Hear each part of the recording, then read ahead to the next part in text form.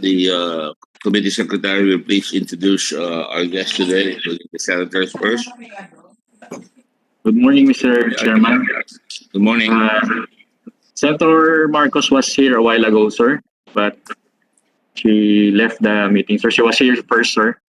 And for our guest for today, sir, we have from the ILG Undersecretary for External and Legislative Affairs, Yusek Rico Judge, Javier Echeverri. Can you raise your hands? Can you instruct everybody to raise their hands so I can... Please, as I mention your name, kindly raise your hands. Again, from the ILG Undersecretary for External and Legislative Affairs, Yusek Rico Judge Javier Echeverri.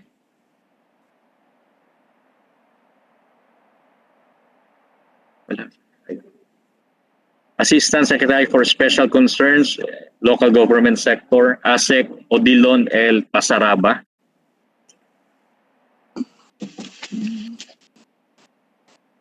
Present, Your Honor.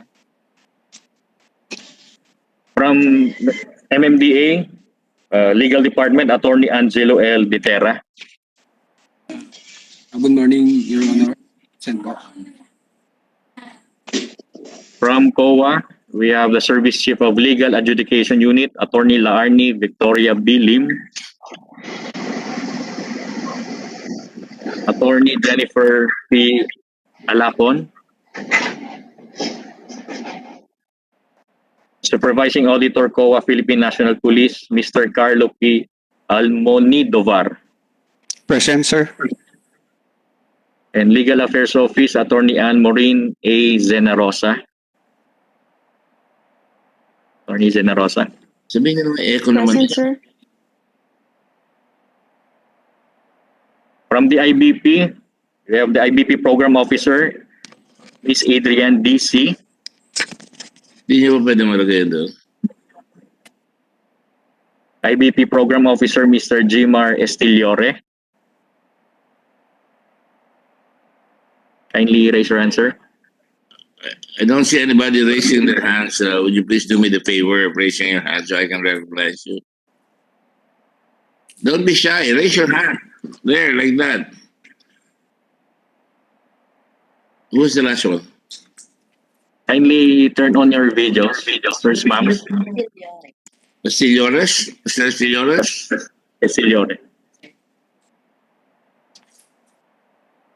Mr. Estiliores, are you there?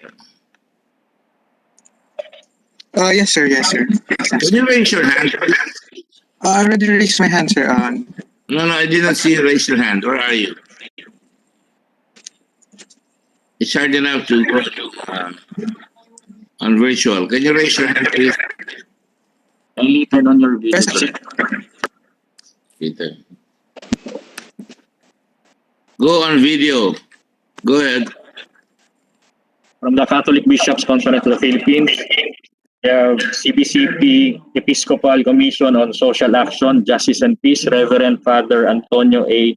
Labiao Jr. Bishop Tony, good morning. Your Honor, he's not around. He's not around, Your Honor.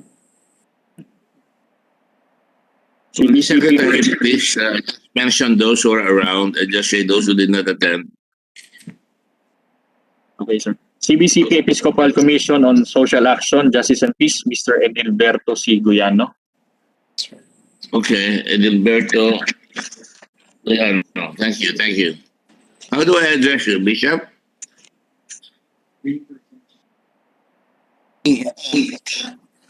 Sir, I'm Alay. So, Alay. Mr. Guyano, yeah. All right, thank you. Talo kita ako sa Kristiyan ako. Go ahead. From TBP, we have the TBP Legal Counselor, Attorney Rudolph Hularbal. Morning, Your Honor. Rudolph Hularbal. Thank you. Vice Chairman and Executive Officer, National Police Commission, Attorney Vitaliano N. Aguirre II. Secretary Vitt, are you there? Secretary Vitt? Mr. Chair, good morning. The Vice Chair is currently in another virtual meeting, sir, but he's monitoring, Mr. Chair. I like to see two people, one person doing two things at the same time. But maybe we will need him later. So please put him on notice because we will need his thoughts. Thank Will you. comply, Mr. Chair. Thank you, sir. Thank you.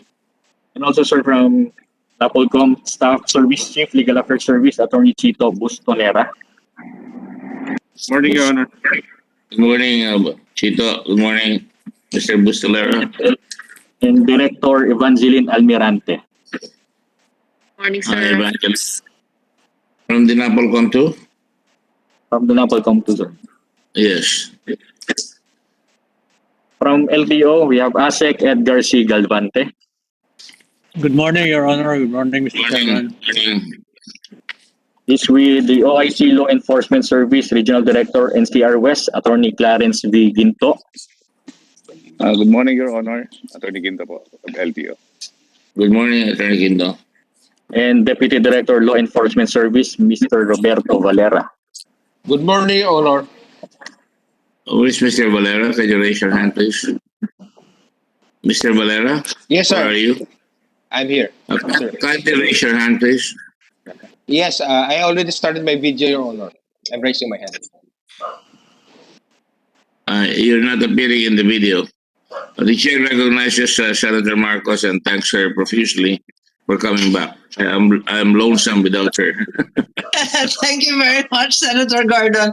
I'm sorry, I was a bit caught up in another banking committee where I had a bill. Maraming salamat po. Thank you, po. Thank you. Anything else? Sir, from the Philippine National Police, we have Police Lieutenant General Guillermo Lorenzo T. Eliazar. Oh, yes. General Eliezer, welcome. You're always welcome. Thank you very much. We have Police Major General Albert Ignatius D. Ferro, Director Criminal Investigation Detection Group. Sir, Your Honor, good morning, sir. Where are you? Can you raise your hands, please, so I can see you? Good morning, sir. I'm Police Major General Albert. You don't mind raising your hand so we can see you. Oh, there you are. You're in a group. Okay, thank you. Yes, sir. Thank you, sir. Thank you very much. The OIC, DLOD, DPRM, Philippine National Police, Police Lieutenant Colonel Donna N. Villarreal. Morning, sir. Colonel Villarreal, you're also in the group. Thank you. Yes, sir. Thank you. Yes, I can see you. Director of DIPM, PNP, Police Major General Marnie C. Marcos Jr. Good. You're very well connected, Mr. Marnie Marcos. Yes, sir. Good morning, Your Honor. Are you related to the President, Ferdinand Marcos? Your Honor, I'm from Ilocos Norte and a distant relative, Your Honor. Yeah, everybody's related in Ilocos. I'm part Ilocano, so I know. Go ahead. Your Honor, From Internal Affairs Service, PNP, we have the Chief of Legal Affairs Division, Attorney Pearl Magbanwa. Pearl Magbanwa. Are you there, Pearl? Yes, sir. Good morning, sir. Can you raise your hand, please?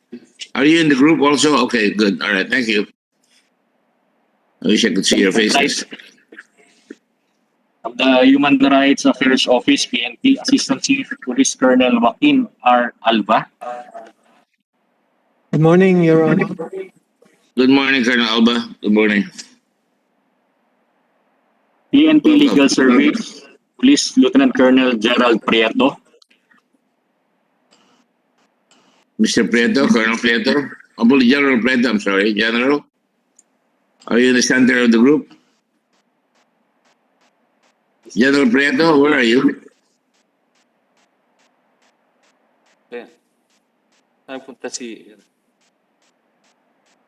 Well, we'll go on until he arrives. So go ahead.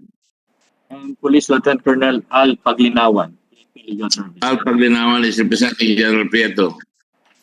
Okay. Go ahead. From the National Bureau of Investigation, Regional Director NCR, Attorney Cesar Bacani. Good morning po, Your Honor. Good morning. Good morning, Cesar. Good morning.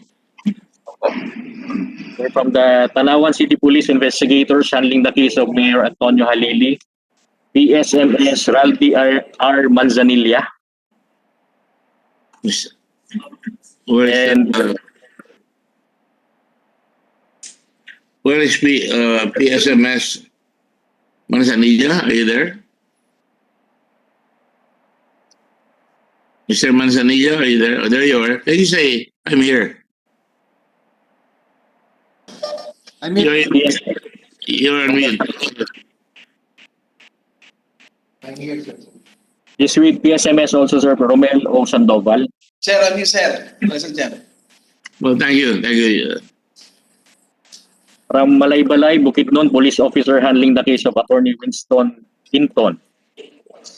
Sergeant Paulo Robert Pagulon.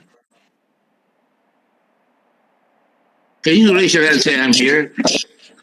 You know, I was in the ROTC and you say, here, sir. All right. Go ahead. Thank you. Cebu City police officer handling the case of Police Lieutenant Colonel Renato Malazarte. Sergeant Nicolo Gonzalez. Sir, present, sir. Good morning, sir. Sergeant pala, Sergeant. I'm sorry. Sir, good morning. From Yes. From Florida Blanca, Pampanga police officer handling the case of Joseph Carbonera. We have Sergeant David Paul C. Tagle. Present, Your Honor. Good morning. Yes. Good morning.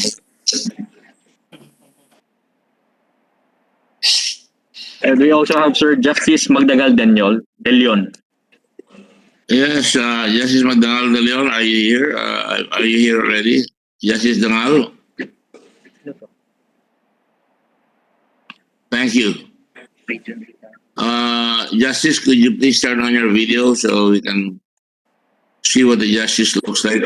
Retired justice, that is. Thank you. Go ahead. Wala?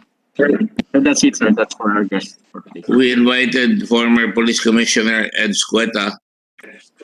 He should be showing up anytime. Anyway, good morning, everyone. Good morning, Senator Marcos. The following resolutions and bills have been referred to the Committee on Justice and Human Rights and Finance. Senate Bill number 1828, Police Courts Act of 2020, authored by this representation. This is not the first time I've authored it. In the previous term, we were stranded. Senate Resolution number 593, crimes committed against judges, lawyers, and other officers of the court, authored by Senator Amy Marcos. Senate Resolution number 599, investigating the spate of unlawful killings, authored by this representation, and Senator Risa Hontiveros, Ralph Recto, Franklin Drilon, Francis Pangilinan, Mayor Maria Lourdes Nancy Binay, and Laila de Lima. And Senate Resolution number 600, inquiry on the series of unlawful killings of citizens, authored by Senators Joel Villanueva, Sani Angara, Maria Lourdes Nancy Binay, Grace Poe, Juan Miguel Zubiri, and Sherwin Gatchalian. By the resolutions alone, you know that there is an UN outcry from the Senate on all these killings that remain unsolved. Senate Resolution number 602, authored by Senator Leila M. de Lima. All right. I'd like to start with the quote.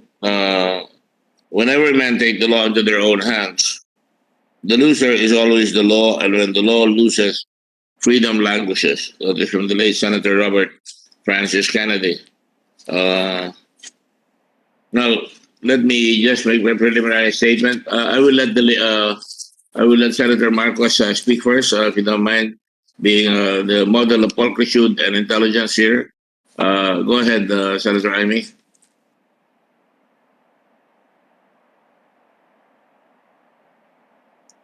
Senator Amy, would you like to make the preliminary remarks, or will you allow me to go ahead?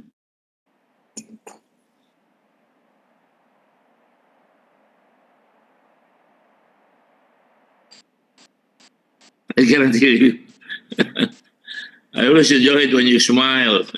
It's all gusto. All right. If you cannot hear me, let me go ahead, and I'm sure you'll make a comment later on, and more than just comments. Certainly, very prescient comments.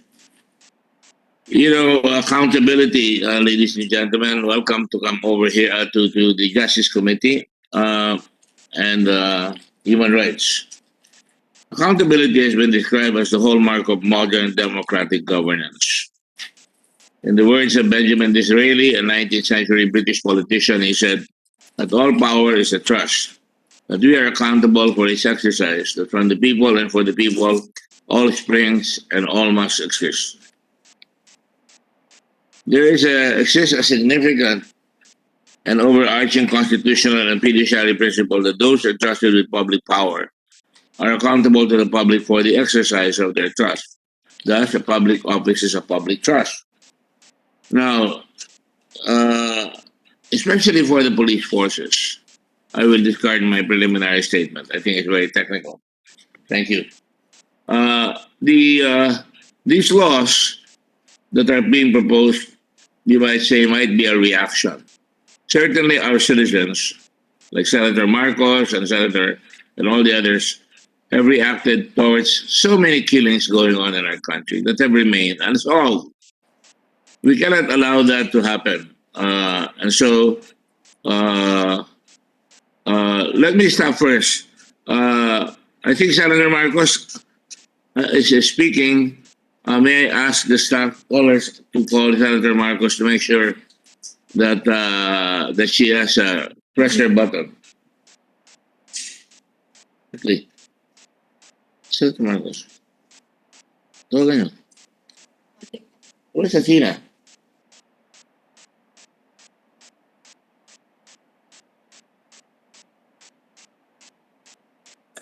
All right. My mistake. Senator Marcos has the greatest ability to attend two hearings at the same time. In any case, going back to my prefatory statements, there is certainly not only a significant but an overarching reaction against all the killings that are occurring in our country. And the police, which means people in Greek, they are what you call the COPs. Normally, we know them as chief of police, but in reality, the original etymology is they are constables of the people. They protect the people. Constable with stability, so to speak, if you will.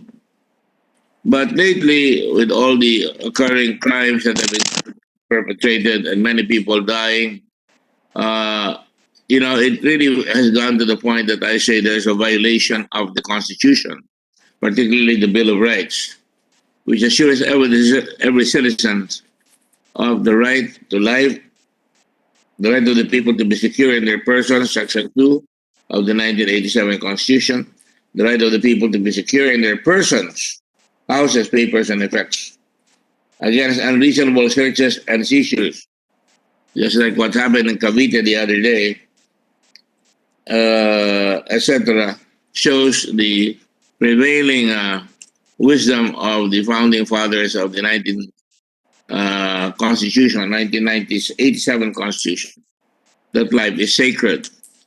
And having said that, people have the right to their lives, to be safe, to be secure. But of late, more and more events have transpired where people are killed. Some of the policemen here are involved in the investigation of crimes against, let's say, the mayor of Tarawan, Mayor Halili, who was assassinated, and no solution has been preferred so far.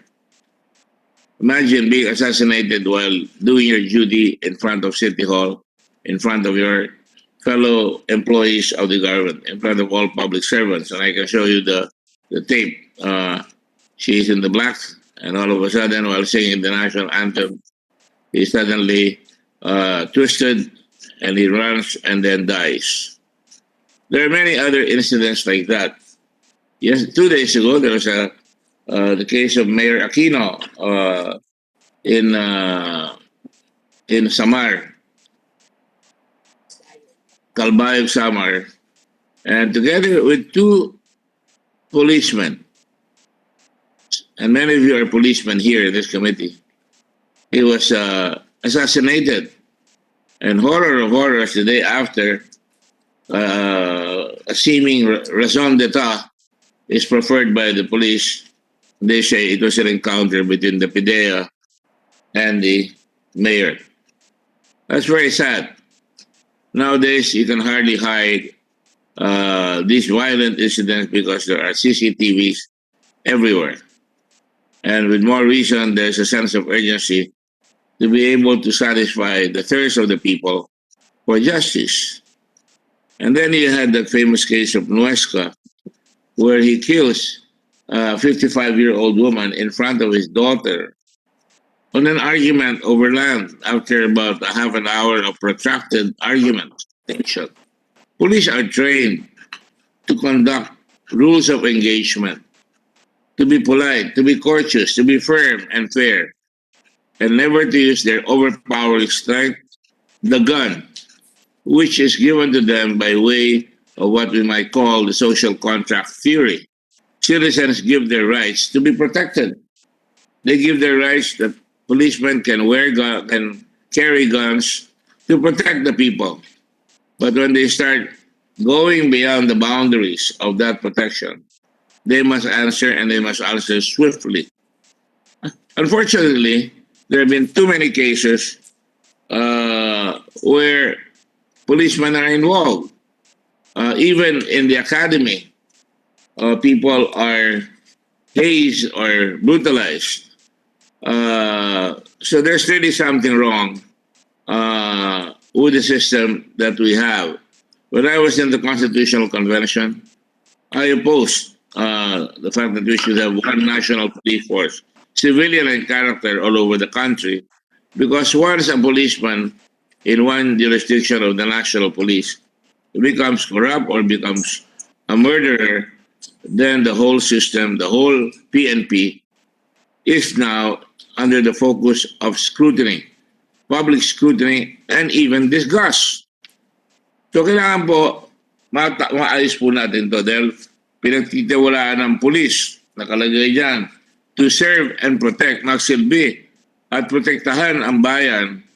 Pero sa dami ng mga kaso na lumalabas sa ating bayan, ay nakikita nyo, hindi na po proteksyonan ang bayan, ang mga kababayan natin. Halimbawa na lamang, no isang gabi lamang, nakita natin na in flag report, 48 victims were killed by unknown gunmen, usually on board motorcycle. But that's riding in tandem. I'm talking about policemen that are killed. 4 killings. For example, the perpetrators were identified as police officers. 3 of the killings perpetrated by police officers were done by ambushing the victim, either by riding a motorcycle or another vehicle. Where did that happen? I can remember a case in Quezon when 2 groups, one led by a police group, killed everybody in a car, and they were gambling lords, so to speak. But even if they're gambling lords or drug pushers, no one has the right, except the courts, to conduct a hearing, give due process. You have no right to, policemen have no right to become judge, jury, and executioner at the same time. There have been many, many cases that have been involved. I can go back to my own case. My father was assassinated by a police chief who was in cahoots with the local government executives at the time. So it doesn't mean that just because it happened, we're not going to solve that problem. I spent the whole part and up till now of my life looking for the killers of my father. And, sometimes you really have to know what goes into the mind of a policeman who is given a badge, who seems to think that he is overwhelmingly powerful. And because of that, we have now conducted these proposals, not only to address all the killings, but also we do not want the policeman to get away with it. And most of the time when they go to court, they are lost in the bureaucracy. After all, how many policemen are there in this country? There are over maybe 200,000 policemen. All of them have just been paid well, better than teachers and nurses. A total of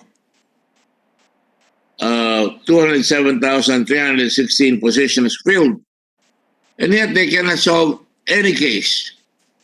We are now conducting a review of how many murders have been perpetrated by policemen and how many of them are killed. But we cannot wait for reviews like that.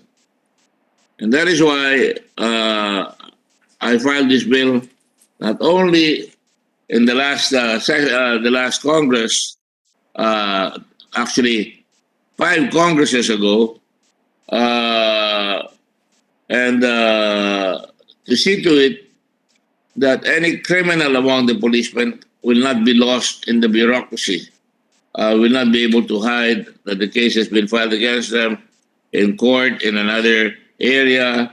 And so the victim has to look, saan ba kinakasuhan yan?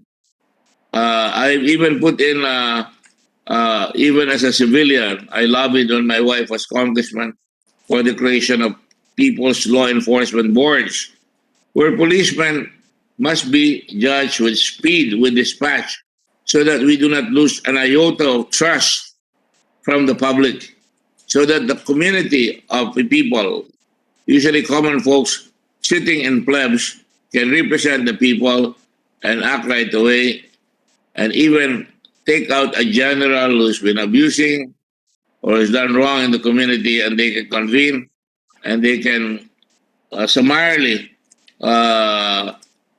put that general or that captain or that sergeant right away under arrest, and pending appeal, he has to be disarmed so that he cannot hindi sila makakalusot. So marami tayong ginagawa para maproteksyonan ng tao. Yan na nga yung plebs at yan na nga yung ating ngayon itong police courts. Ano bang pakay ng police courts? Ang pakay niyan, magmula ngayon, kung mapapasa itong batas na ito, lahat ng kaso ng pulis ay mapupunta sa isang husgado sa probinsya na doon madaling hanapin at madaling mabilang. Sa lahat ng oras, magkakaroon ng transparency. At upang sa ganoon, malalaman natin kung napaparusahan talaga yung pulis o dinidribble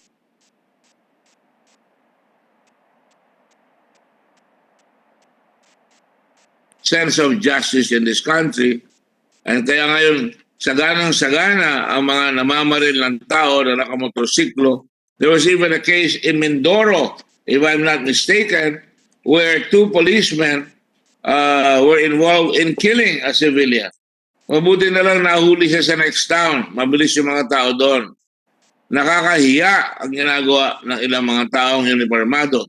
How can you look at your children at night when you go home and some of your members are not good law-abiding citizens?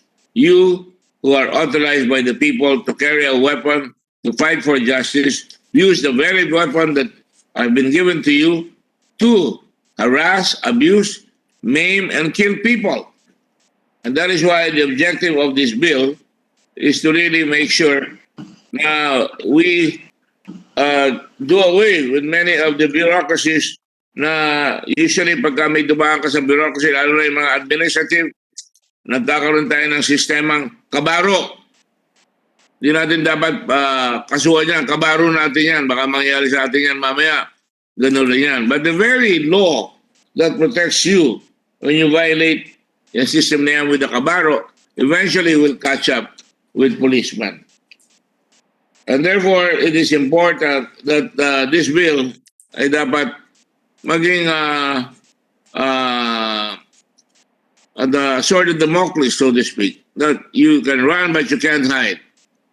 Kapag ikaw ay nakasakit, nag-abuso ka, criminally, you abuse the constitutional rights of the people, you abuse PNP operational procedures and the code of ethical standards committed by members of PNP, criminal cases, diyan ay babaksak, hindi na sa Napolcom, hindi na sa Department of Local Government. Yan ay tuloy-tuloy, halimbawa yung kay Nuesca, tuloy-tuloy na yan pagka dumaan sa Regional Appellate Court ng PNP, hindi na aakyat sa Secretary of Local Government at yan ay tuloy-tuloy na sa husgado. At ngayon, magkakaroon kayo ng pagkakataon na hindi nyo binigay ng mga salarin sa mga mamamayan na pinatay ng wala man lang husgadong umabot. Kahit na sino pang masamang tao, drug pusher, kahit na sino pa, kahit na sa harap pa ng West Barilin yung tao, kung hindi binigyan ng due process, you are guilty.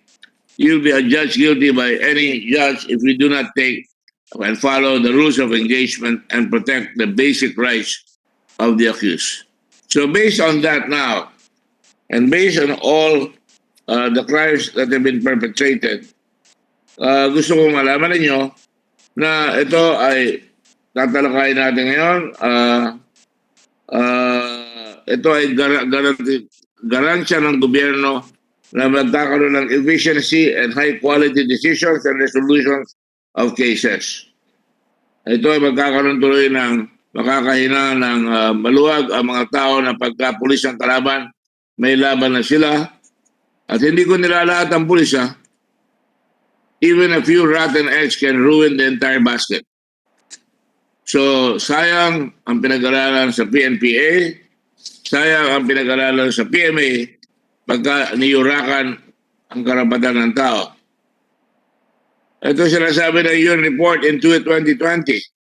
More than 8,000 people have been killed in the war on drugs and there has been only one conviction for murder despite thousands being killed.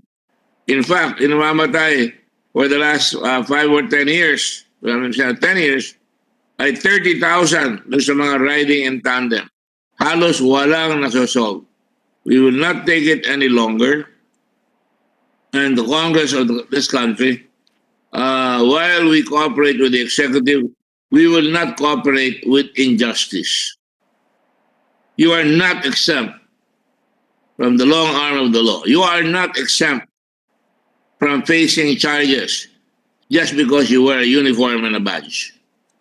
So on that note, I'd like to start now. We have also some guests here, Attorney Federico Agcawili with the Philippine Bar Association and MMDA General Manager Jojo Garcia, the President of the MMDA, and eventually, you know, I had complained to Mr. Garcia at one time that right in front of this building, may binaril na naka-van na prominenteng tao, and I don't care kung sino siya, kahit na prominente siya or naman,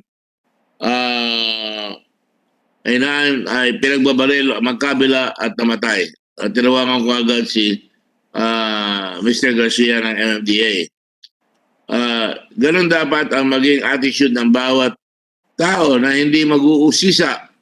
Ang nalulungkot ako, kahit sabihin niya na yung mayor na napatay sa Calbayog, bilang dalang sasabihin involved sa drugs, that is not a reason to kill. That is why you are there. You're trained to investigate. You're there to produce evidence. You are there to train every day so that you get your men. But if you use the gun, you have no business staying in the police force 1 second because you're a killer. You're a murderer. And the people will not tolerate that among the people who are supposed to serve and protect the people. Yan ang kailangan natin malaman. Kaya ngayon, panahon natin pag-aralan itong batas na minumungkahi natin.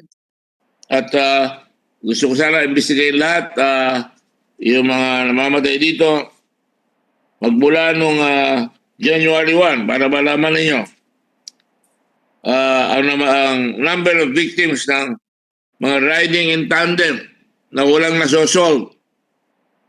91 victims from January 1 to March 10. 92 victims, 92. At ang patay ay 70. Ang injured, nakaligtas, 20. Unhurt, 2. So, kung tanongin kaya kayo ng mga anak ninyo, tatay, bakit walang nasosolve ang pulis? Matitingnan nyo ba ng diretso? Ang sabi nyo na bisaklat ang pulis, na wala silang focus. How many thousands of cold cases are there na hindi na nabubuksan dito sa atin bayan? Kaya umpisahan na natin itong investigation natin in aid of legislation at since this is a Committee on Justice, I will ask the Committee Secretary to put everybody under oath. You're appearing before the Senate of the Republic of the Philippines in a very important investigation. Mr. Secretary, Committee Secretary, please administer the oath.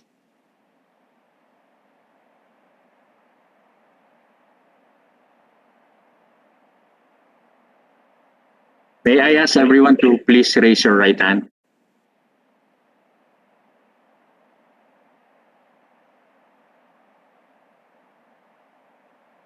Okay. Do you swear to tell the truth, the whole truth, and nothing but the truth in this hearing? Yes, I do. All right, the chair looks at all of you and you have raised your hands, except the gentleman with the pencil there in the middle. Who's this gentleman? Attorney Reggie, you have not raised your hand. Okay, let the record state that Attorney Reggie has finally raised his hand. The record will show that everybody has raised their hands to swear that they will tell the truth and nothing but the truth in this committee. Thank you very much. Senator Marcos, would you like to begin the questions, please?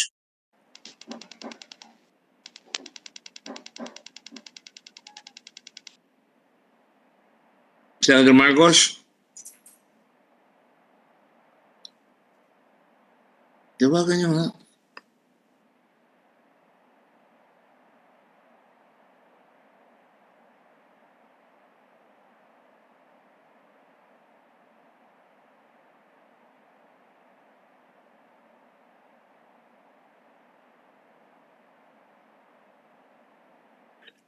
Okay, session is resumed. I think Senator Marcos is currently detained.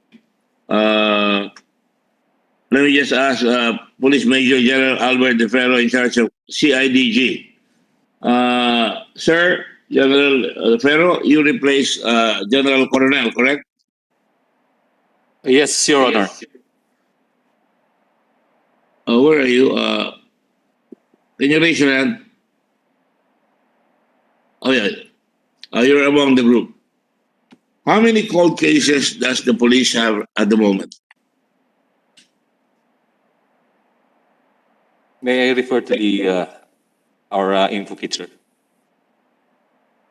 To the what?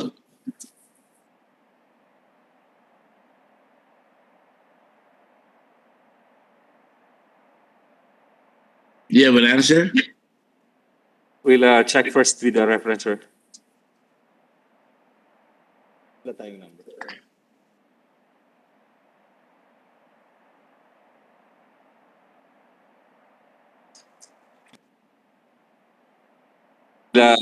Get back to you as soon as the numbers are available, sir. Right. I think those figures should be taken to bed with you because that should be, something that you should think about every night. That there are so many cases that are unsolved. That should be your personal goal to open up these cases and to provide justice to everyone. Don't you think so? Yes, sir. Well, I hope you do that because it is your high sense of duty that must prevail. Not yung talagang ganyan, wala akong magagawa. Tapos na yan. Finish. Next attraction. Next killing, please. Hindi pwedeng ganon.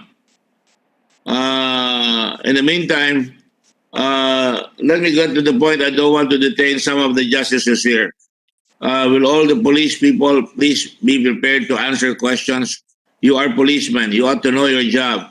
I will ask Justice Dangal De Leon, a former justice of the Court of Appeals, what do you think about the law that we are proposing? That, by the way, this was taken in in consultation with the Supreme Court that one of the ways to do it to prevent anonymity in the cases would be to designate a particular court in every province, like something like an admiralty court or a court for domestic affairs, right? Justice Dangal, would you favor us with your observation, please? Yes, Senator Gordon. Unfortunately, I can't open my video. I don't know how. I have no video. Do you have a grandson there or a great grandson with you? No, my son and daughter left, so they're out of the house. So I don't know how to do it. What seems to be the problem with your video? It's okay. We can hear your voice. But okay, sorry. Okay, I think there's no problem with Congress amending the law when it comes to jurisdiction of courts. That's the domain of Congress. Substantive law is the domain of Congress. So you can amend BP 129, you can amend Sandigan law, creating this new court, particularly about policemen who violate the Constitution and rules of engagement. I think everything is in order when it comes to this law, proposed law to amend about jurisdiction, BP 129 and the Sandigan law. Everything is illegal.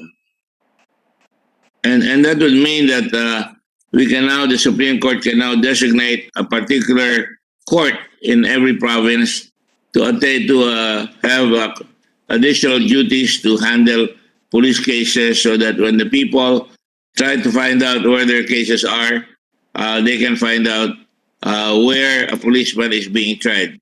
Do you agree with that, sir? Yes, I agree with that. Once the law is passed, that's the job of the Supreme Court, designation of particular courts in every province, within the power of the Supreme Court. They can do it. So madali sa mga tao ngayon na masundan yung mga kaso ng mga pinagbibintangan na mga salarin ng kanilang pamilya, at mas madali nilang maiintindihan kung ano ang proseso, sapagkat hindi na sila kakapa-kapa na maghahanap kung saan ang judge. Sino ang judge o saan yung pulis na yan. At mababawasan rin yung mga pulis.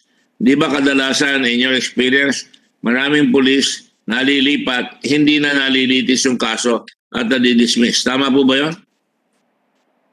Yes, that's the problem. But there's a special court for this particular offenses committed by the policemen. Madali lang matrace. They're easy to trace already the status of the case. You know which courts are trying these policemen who violate the Constitution and the law.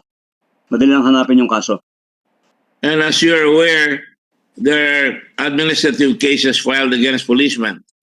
And that goes at a very slow pace.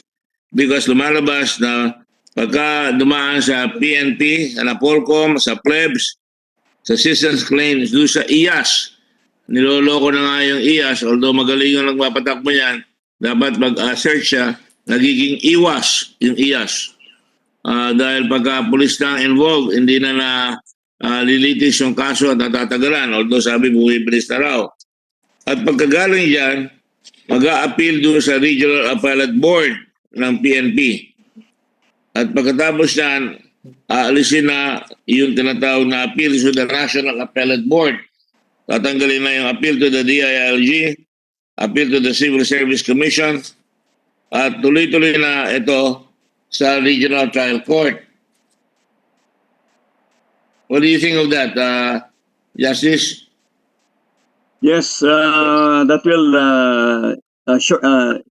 shortcut the process because policemen investigate their peers, mga kabaro nila. It's very difficult for them to do that, no? Eh kung magtilitis sa mga polis, ang korte na, then who's supposed to be independent, and they can the cases will be proceeding faster. Mas mabilis matatapos ang kaso.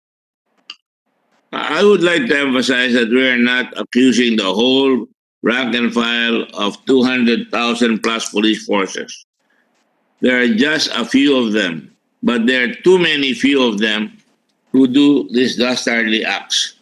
Kaya kailangan mabigyan sila. Do you think na magkakaroon ng takot ngayon yung mga pulis sapagkat ngayon madali na silang hanapin ng mga media? Ano ba nangyari kay Nuesca? Saan ba si Nuesca? Kung di ka nagbabasa ng dyaryo, hindi mo alam kung nasa naroon na si Nuesca. Yung bumaril lang Ale doon sa Tarlac. Normally, sasabihin natin, nasa Tarlac. Ang daming court sa Tarlac, hindi po ba? Yeah, definitely. May special courts for policemen. Madali na mahanap yung kaso. Hindi rapor ko sa isang korte. May rapor iba-ibang korte yan. How can you trace? So difficult to trace. And in this era, pwede lang pumunta yung tao sa in this era where the Supreme Court is computerizing everything, they can just go to the website and take a look kung saan napunta yung tao na yun within that jurisdiction. Would that be correct, sir? Yeah, that's true. That's very true. Mabilis yan. Mabilis ang proseso. Siguro baka in a few months, tapos na yan eh. And how many days po yan? And ilang araw po dapat tatagal ang kaso ng isang nasasakdal kahit hindi siya pulis? Ang mga judge po, di ba, mandated to render a decision not more than 90 days from the time and case is submitted for decision? Tama po ba yan? That's true. Both in criminal cases, civil cases, 90 days to decide the case. Kaya lang, ang dami kasi ng kaso ng sa area. May mga korte na maraming trabaho, maraming kaso talaga eh. It will take a little time. But if they can, yeah. Kaya meron po kami yung ginawa na binabago namin yung jurisdiction. Yung iba binigay na natin sa municipal trial court. Yes, that's right. Yung halaga na hanggang 2 million, bababa na sa national, sa MTC. First level. MTC. Tama po kayo? Yeah, MTC na. That's better. It's true. It's true. Pwede para na rin magbawasan ang trabaho ng RTC. Kaso ng Admiralty, yung ibang specialized courts ng MTC. So, babawas yan. Ano naman po ang mangyayari pag binigyan natin sa pulis? Sa RTC, yung mga kaso ng pulis. Palagay nyo, dadagdag yan o babawas? Well, kung kaso ng RTC, mabuwas sa MTC, some of them, that will lighten the load of the RTC judges. Yes. Pero ano kaya ang impact psychologically sa mga pulis? Siguro talaga natin ang mga pulis natin. Si General Ferro, you're new at CIDG. Anong reaction nyo dyan sa batas na yan? Na pagka ngayon involved ang isang pulis sa katiwalian, katulad ni Nuesca, katulad dito mga nahuli, yung nahuling bumaril doon sa Mindoro tapos tumakbo, nakamotorsiklo, nahalang lang siya ng mga tao doon sa susunod na bayan. I can give you the name in a few minutes as soon as my staff wakes up. Sir, as to the case of former police officer Nuesca, he's still in jail and he's dismissed from the PNP service, sir. Yeah, that's what I mean. Either kumisan kung walang public light, ang mangyayari parang house arrest, preso kaballero, nandun lang siya sa opisina ng hepe, hindi siya nakakulong. Ngayon pagka ito meron na, talagang makukulong na siya ng tuluyan, di ba? Mabilis sa umpisa pa lang. At pag nakita ng mga tao nakukulong, yung mga taong ganon, sa palagay nyo ba, pag diniktahan nyo na yung mga pulis, yan, makukulong na kayo mabilis. Pupunta na kayo ngayon sa local court, alam na ng tao kung saan kayo, hahabulin kayo dyan. Makakatulong ho ba yan? Yes, sir. Actually, the local police of Tarlac was very prompt in responding to that particular incident. And he was arrested and was charged in court, and he was immediately dismissed from the service, sir. And we commend them. Pero halimbawa, kung wala kayang video yun, wala nakakita. Sila lang nakakita. Nako, di palipat-lipat yung mga tao siguro. And I know that. I was a mayor. So, pagka pulis, natatakot yung tao, di ba? Would that be a reasonable impression? Yes, sir. Hindi dapat kinakatakutan ng pulis. Kaya dapat meron tayong community relations officer na pupuntahan ng tao na hindi na tutulungan ng tao kung may mga hinain sila. Tama po ba yan? I think the police should be respected rather than be feared, Your Honor. Well, that is a wish. That is an ambition devoutly to be wished. Ika nga. Di ba? Parang yung kay Hamlet. Yes, Your We Honor. wish that that was the case, but in reality, that is not the case. Amy, would you like to ask a question? Go ahead. No, Mr. Chair, in the interest of tidy legislation, meron po kasi akong bill, yung bill ng IAS. It's Senate Bill number 1385, and it was a bill that attempted to strengthen the IAS. I recall in the last hearing, Senator Gordon stated that the IAS should no longer be merely recommendatory, but should be able to decide at least certain things, to decongest the courts, and also because of their expertise in police matters.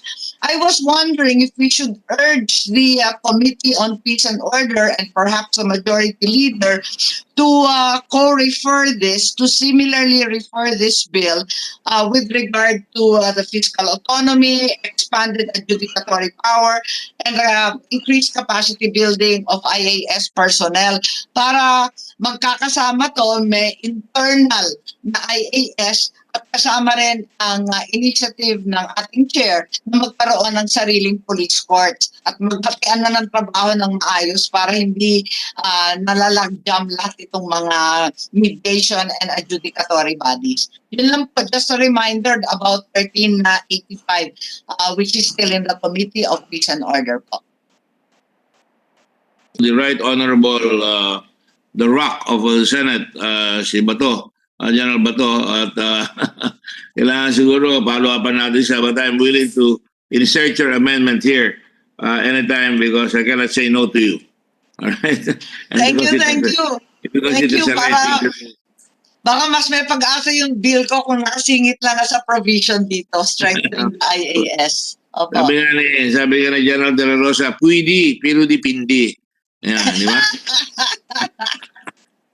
Anyway, I'm not trying to make light of it. I just want to make sure that let me go back. General Ferro, I'm sorry, I have to keep referring to you. Yung binaril sa Mindoro at nagtakas, tinuturo ba sa pulis yun? Nababaril ka tapos tatakbo ka? The question, Your Honor. I know, I will rephrase para makakala nyo na nasasaktan kayo doon sa tanong ko. Isang kailangan sabihin ko talaga totoo. Hindi naman tinuturo sa pulis na bumaril lang tao, di ba? Unless talaga in defense. Di ba? Kailangan self-defense o talaga wala ka na magagawa dahil mapapatay ka o talaga alam mo. Tama po ba yan? Yes, sir. Yes. All right. We definitely adhere to the rule of law and the police operational procedure. Your Honor, I have with me the list of unsolved heinous and sensational crimes from January 1 of last year to December 31 of last year. The total is 1,877, ranging from the different criminal cases of murder, rape, kidnapping, serious illegal detention, carnapping, parricide, violation of Republic Act 9165, robbery, qualified piracy, qualified bribery, treason, plunder, infanticide, arson. So these are the cold cases that is available on hand, sir, for your reference, sir. Thank you. I would like to get a copy of that if I may, so we can evaluate that. I'm not going to pass judgment na yun lang ang kaso. Alam ko marami. Pero we'd like to get that. But let me go back to, and thank you very much for that. Let me ask you, yung bumaril dyan sa Mindoro, kasama ba yan dyan? Yung si Senior Inspector Magdaleno Pimentel Jr. at saka si SP Markson Almendras. Ginawa ng mga pulis na yan, ay bumaril sila doon sa isang bayan at biglang tumakbo. At habang tumatakbo sila, masabat sila doon sa kabilang bayan, sumisigaw pa siya, tropa. Sabihin, tropa tayo. Huwag niyo akong pakialaman, katropa niyo ako. Ano nangyari dyan sa kaso na yan? We will That look is into one of that, the sir. most blatant. We will look into that, sir. We believe it is in 2016, and we will conduct further That is correct. research on that, sir. According to the Inquirer on November 7, 2017, sir, Yes, sir. Senior Inspector Dalino Pimentel and Inspector Markson Almecrans are back on duty. We will check on that, sir. Well, you know, this is the Senate. This is your Senate. I'm sure you vote for the Senate, and I hope you voted for me. And even if you did not, we are still the Senate of the people of the Republic of the Philippines. Pero, ayan, huling-huli, tumakbo, may flight, may treachery, gabi, nahuli, pero ang lumalabas dito, pakitignan nyo nga lang yung investigation na yan. Now, tanong ko kayo, kung yan ay na-file kagad sa korte sa Regional Trial Court at hindi lang sa IAS o hindi lang sa administrative cases, palagi ko tapos na yan dahil maraming testigo Would you agree, sir? I would definitely agree with you, sir. And the PNP does not allow any misdoings of our personnel. And immediately, if the evidence will stand in court, I think he will be dismissed and he will be criminally charged, sir. You know, you sound like a very, very outstanding policeman. I'm sure you will not be there. And I'm sure you're a lawyer. Are you a lawyer, sir? No, sir. Okay. Kasi si Gilles Coronel went to the same university as I did. Magbibiro lang ako, the University of Law, College of the Philippines, the UP Law School. But anyway, a lot of cases have been filed in court are not resolved or dismissed because kulang ata sa supervision ang mga kinaukulan sa pulis na they neglect attending to their court duties. What do you think is the impact pagka yung tao di nalilitis yung kaso at yung mga napatay o naabuso, nakikita nila? I'm sure gusto kong makita na ang mga pulis, put yourselves on the side of the people that have been abused. Siyempre, magagalit ang tao. Tama po ba yan? Yes, sir, because that's a duty with the police to attend diligently on all court proceeding. And that is a grave offense if you fail to attend in any instance in any scheduled hearing, sir. In fact, even in the case of Nuesca, ayaw niya magpa-test sa drugs. Kaya I believe, sir, Sergeant tested for drugs, sir. Yeah, kung hindi natin babantayan, talagang kahit anong galing, walang mangyayari. Now, how is the PNP monitoring pending cases? Kung ganon. Actually, it's been one of the best practice of CIDG and other PNP units to have a case monitoring for every filed cases in court, sir. And I don't have to have my people review it. I'm sure marami tayong makikitang kaso na na-dismiss dahil yung police hindi nag-attend. Tama po ba yan? Correct, sir. And I would like to report to the Honorable Senator Gordon that there are cases filed against police officer that are negligent of their duties and other criminal acts. So, in fact, I will help you, Colonel General. I'll help you. I'm looking at the Inquirer dated April 22, 2015. Sinasabi dyan, PNP sues over 100 cops for failing to testify in court versus drug suspects. Maganda sa press release. Pero ano nangyari doon sa mga pulis na yan? Tinanggal ba yan?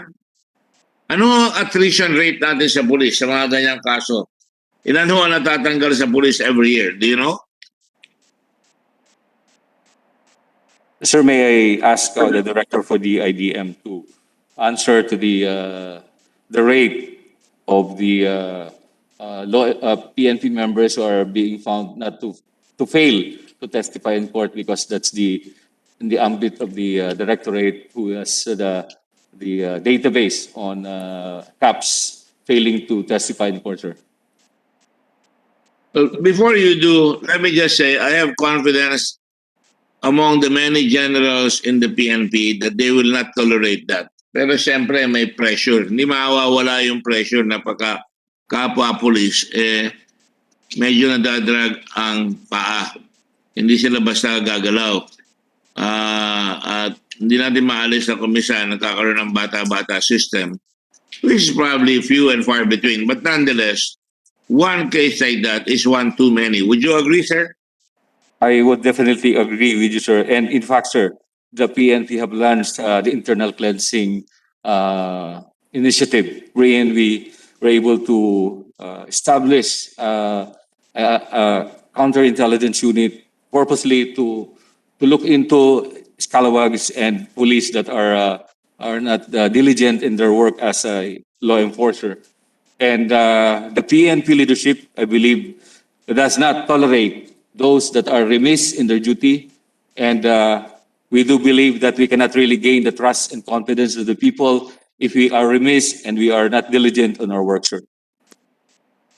The advice, the rank and file of the PNP, that this should be said in every police, di ba sa umaga, tinatawag niya yung mga police para magkaroon kayo, ito nangyari kagabi, may patayan dito, may nagnakawan dito.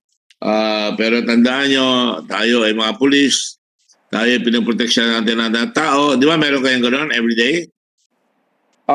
Definitely, sir. When I was the provincial director of Compostela Valley, every single day our chief of police come up with a crime statistics, crime analysis on every barangays, every sitio. So I do believe that each leader of different police units have a monitoring system, a database that monitor the crime situation in every barangays, including drug affectation and other issues that concern the public safety of our people.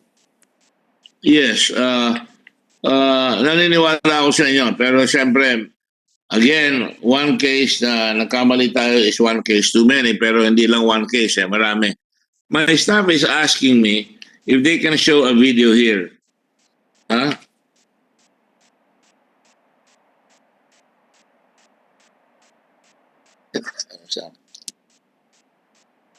We'll do that later on because I've not seen the video. But let me just go back to my question. Na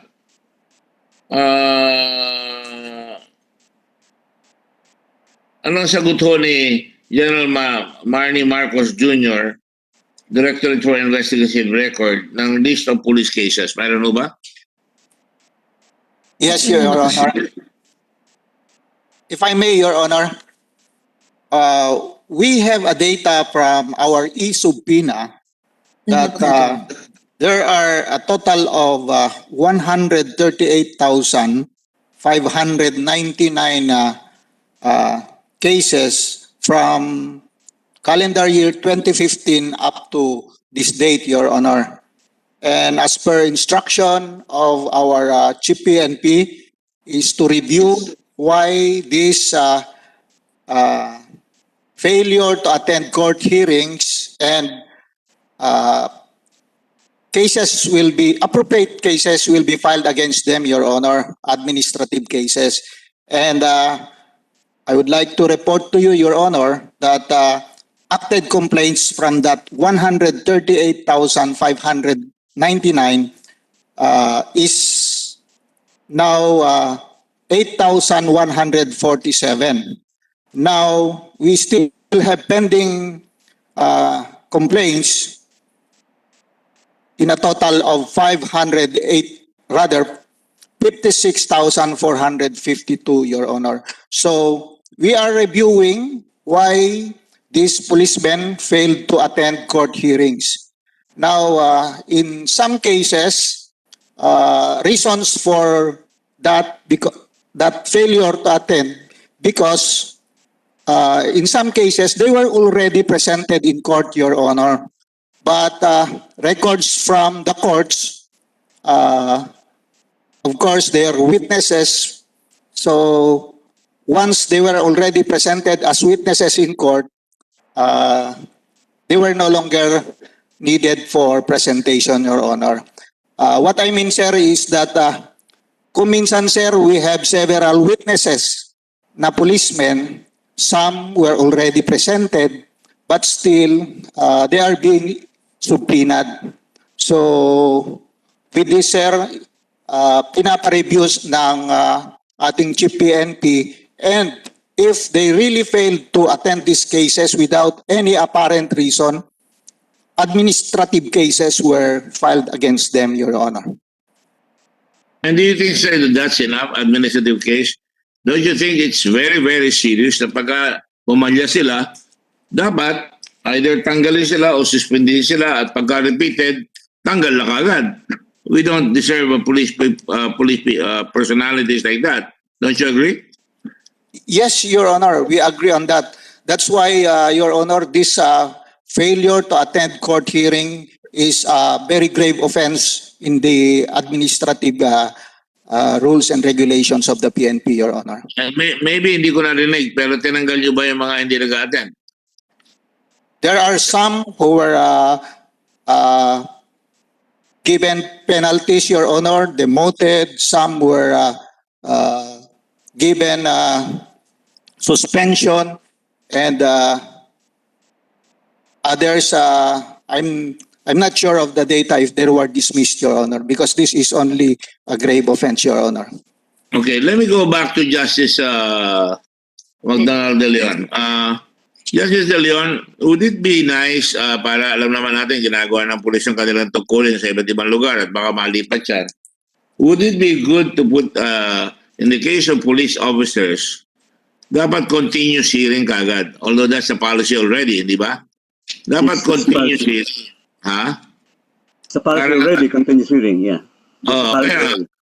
Pero kaya ba na mga judges sa RTC na mag-continuous hearing pagdating ng kaso, nakahanda na lahat at para hindi tatagal yung kaso ng pulis, hindi sila maabala at hindi mangyayari ang mga yan. I can see the Egon Cayosa. Is that you, Egon? Are you there? Yes, Honorable Chair. Just want to recognize the IBP is present, and also Attorney Akawili. I will ask you the same question I asked Justice Magdanal de Leon. Do you think that talagang strictly enforced yung pag-file ng kaso, halimbawa magawa itong police court sa continuous hearing hanggang matapos? Justice Dangal, kaya ba yan? Supposed to be, that's since 2017, pumasa na yung continuous trial of criminal cases, September 2017. Pero problema kasi, depende sa area. May mga courts na Metro Manila, yung metropolitan area, talagang masyadong maraming kaso. Pero sa mga probinsya, small towns, that's doable. Kung konti lang ang caseload ng mga judges. Depends on I'm sure the Supreme Court in its wisdom, and certainly when I attend the next Judicial Bar Council, I would like to say this to the Chief Justice, na siguro dapat bigyan muna ng priority yung mga kaso ng pulis para mabilis magawa at bantayan yung mga judge sa kanilang paglilitis ito mga kaso ng pulis. Would that be a step in the right direction, sir? Yes, that would be good. If the justice will tell the judges, give priority to these cases. Kasi that can be the advice to the judges to give priority to these cases of policemen. Para sa ganun magkakaroon ng exemplary effect. Yes. Attorney Cayosa, what do you think? Mr. Chair, President of the IBP. Yeah, Mr. Chair, based on the experience of the specialist courts like the commercial courts, family courts, and the heinous crimes courts, there are practical and strategic advantages to designate specialized courts so that the cases move much faster. Even in the deliberations of the JBC and the choice of the appointing power for the judges for these specialized courts, the the designation will be more focused on the skills and the character needed. Also, if there are specialized courts, the judges sitting therein could be given special training by the Honorable Supreme Court. So these are the advantages, Your Honor, that moves these cases faster when there are specialized courts. I think we have that in our law proposed bill that the Supreme Court shall create a special court by designating a to be called the police court. Police courts shall have jurisdiction over civil and criminal cases involving abuse of authority, whether in off or on duty. Police courts shall have jurisdiction over civil and criminal cases arising out of the violation of a member of the PNP or its PNP operational procedures or other police protocols designed to protect the rights. And therefore, dapat sa qualification nila, iti-train pa sila ng Judicial Academy. Would that be a step in the right direction, Attorney Cayosa? Yes, Your Honor. So pwede natin ilagay yun na dapat may training kagad yung mga judges na madedesignate dyan. In fact, that's in our bill. Supreme Court shall provide periodic and continuing training on police court judges and court personnel on police protocols, police tactics, rules of engagement, PNP operational procedures, Philippine and international human rights laws, etc. Would you agree to that, sir? Yes, Your Honor. Specialized training and specialized knowledge will enable the courts to move faster and with much precision because they know the operations of the law enforcers. It makes sense, Your Honor, that will be very helpful. Yes, sir. And what do you think would be the impact of this on on the police rank and file when you have a special court focusing on the crimes committed by policemen on a continuous hearing basis and who are qualified because they have started training, they have finished training on procedures of police forces? Well, the expected justice beliefs, Your Honor, to be achieved by specialized courts dealing with PNP officials or personnel will put on notice the few in the PNP who might be minded to break the rules. And if they know that there are courts that specialize in hearing their cases, the innocent, of course, will be assured that they'll be cleared much faster, but the guilty will have to contend with fast and certain punishment. And to our mind, that's a very effective deterrent to any illegal activities or impropriety on the part of those in the uniformed service, Your Honor. Thank you. And what about the Philippine Bar Association? I understand my good friend, Attorney Rico Domingo, current president of the Philippine Bar Association, and Attorney Kawili is also there. I also understand Mr. Ed Squeta is online. He's the former vice chairman of the National Police Commission. Would you like to comment? Good morning, sir. Yeah, good morning, Mr. Chair. Thank you for inviting me. The original invitation was actually to my esteemed predecessor, Attorney Federico Kawili, who relayed the invitation to me right now. It was a Thank you, Rico, for attending. Thank you, Mr. Senator and Chairman. My threshold concern really is that we are actually, with all due respect, we applaud the objective and the rationale behind the proposed creation of the courts. No? But I was thinking, I mean, from my 44 years of practice, even if you put another layer, and I suppose it's not a layer that is police-centric, because even the Supreme Court on its own can actually establish or create specialized courts, right? Like the Intellectual Property Court, as you correctly said, the other specialized courts, right? The corporate courts and everything. But what I'm saying, Your Honor, is that there should be a very thorough study on potential duplication of functions of other courts that are existing that are part of the hierarchy of judicial system, Your Honor. So there should be a very, very close analysis on how your proposed court, the police court, which is police-centric, as I mentioned, would somehow relate with other existing courts, like the Sandigan Bayan and the other, because there might be potential issues on jurisdiction. That's why there should be a very thorough study along that line, Your Honor. And number two concern that we have, Your Honor, is that, as I mentioned, I've been practice for a long, long time, and it's not so much of the court or the one manning the courts. I participated in a European Union study on access to justice sometime early 2000, and most of our reform amendments and our proposals were accepted by the Chief Justice of the Court, which are now institutionalized in the court system. But what I'm saying, Your Honor, is that I think there should also be a thorough analysis on how the judiciary is efficiently running the system. Because otherwise, for example, in my experience in the intellectual property courts, the judges may have been assigned originally as IP court judges, okay?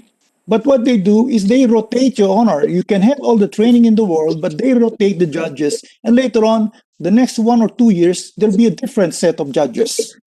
So I think that should be also be focused on, Your Honor.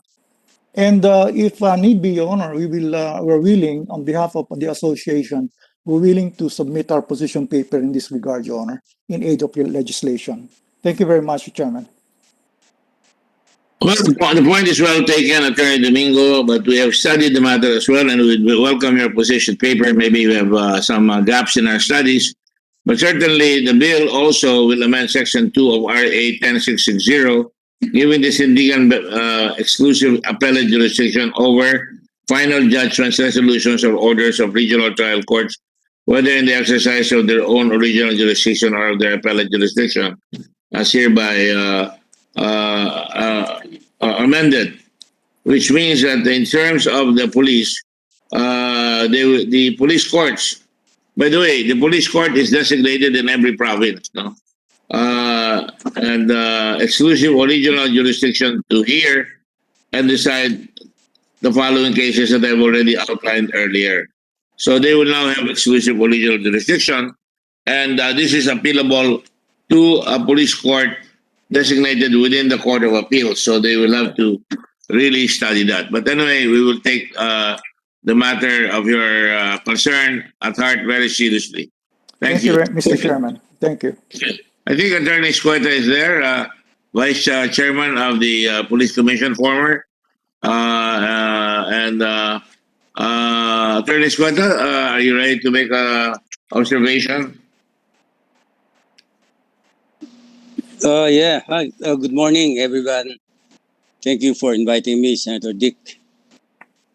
My focus is on how the policeman can have the opportunity to really go to court and become witnesses in a crime pending before the court. It is unavoidable that a policeman stationed in Tawi-Tawi, who is a witness to a crime committed in Tawi-Tawi, can later on be assigned somewhere in Luzon. And that becomes a problem for the policeman in terms of attending court hearings in Tawi-Tawi. So that's just one example. There are other reasons why a policeman is unable to really attend court hearings because of distance and more important assignments or missions. So I think we should find out if the current trend in doing work can be applied to the courts, particularly in terms of using technology, Zoom hearings or virtual hearings, where the policeman who is now stationed in Luzon can very well be a witness in Tawi-Tawi through technology. So that's one. The other is along with the policeman, there are other witnesses who also are in the same predicament. They cannot really attend court hearings because of distance or other work. So to put up a very well laid out virtual hearing system for these special courts can mean a lot in terms of ensuring that the cases can be resolved faster and more exhaustive in terms of evidence, because the policemen and the other witnesses are able to testify virtually. Thank you. That's one. Go ahead. You still have some? Well, that's one of the issues that I've encountered when I was in Napolcom, and I found out that really, in many cases, policemen are unable to attend hearings, particularly drug cases, because of distance. Thank you, Attorney Squata. In our law, it says the Supreme Court will have to address this problem, and they're really addressing your concern. You're quite present, even if you're semi-retired. The Supreme Court now enforces online hearings. We're getting a lot of experience now on hearings in court because of the online procedures, no? And we can just put in some additional, provisions so that we're sure that it's the same person that is involved. But that is for witnesses. Also, because sometimes you get drug cases and hindi na nila pupuntahan, tama yung sinasabi ninyo. Dapat talaga masundan yan.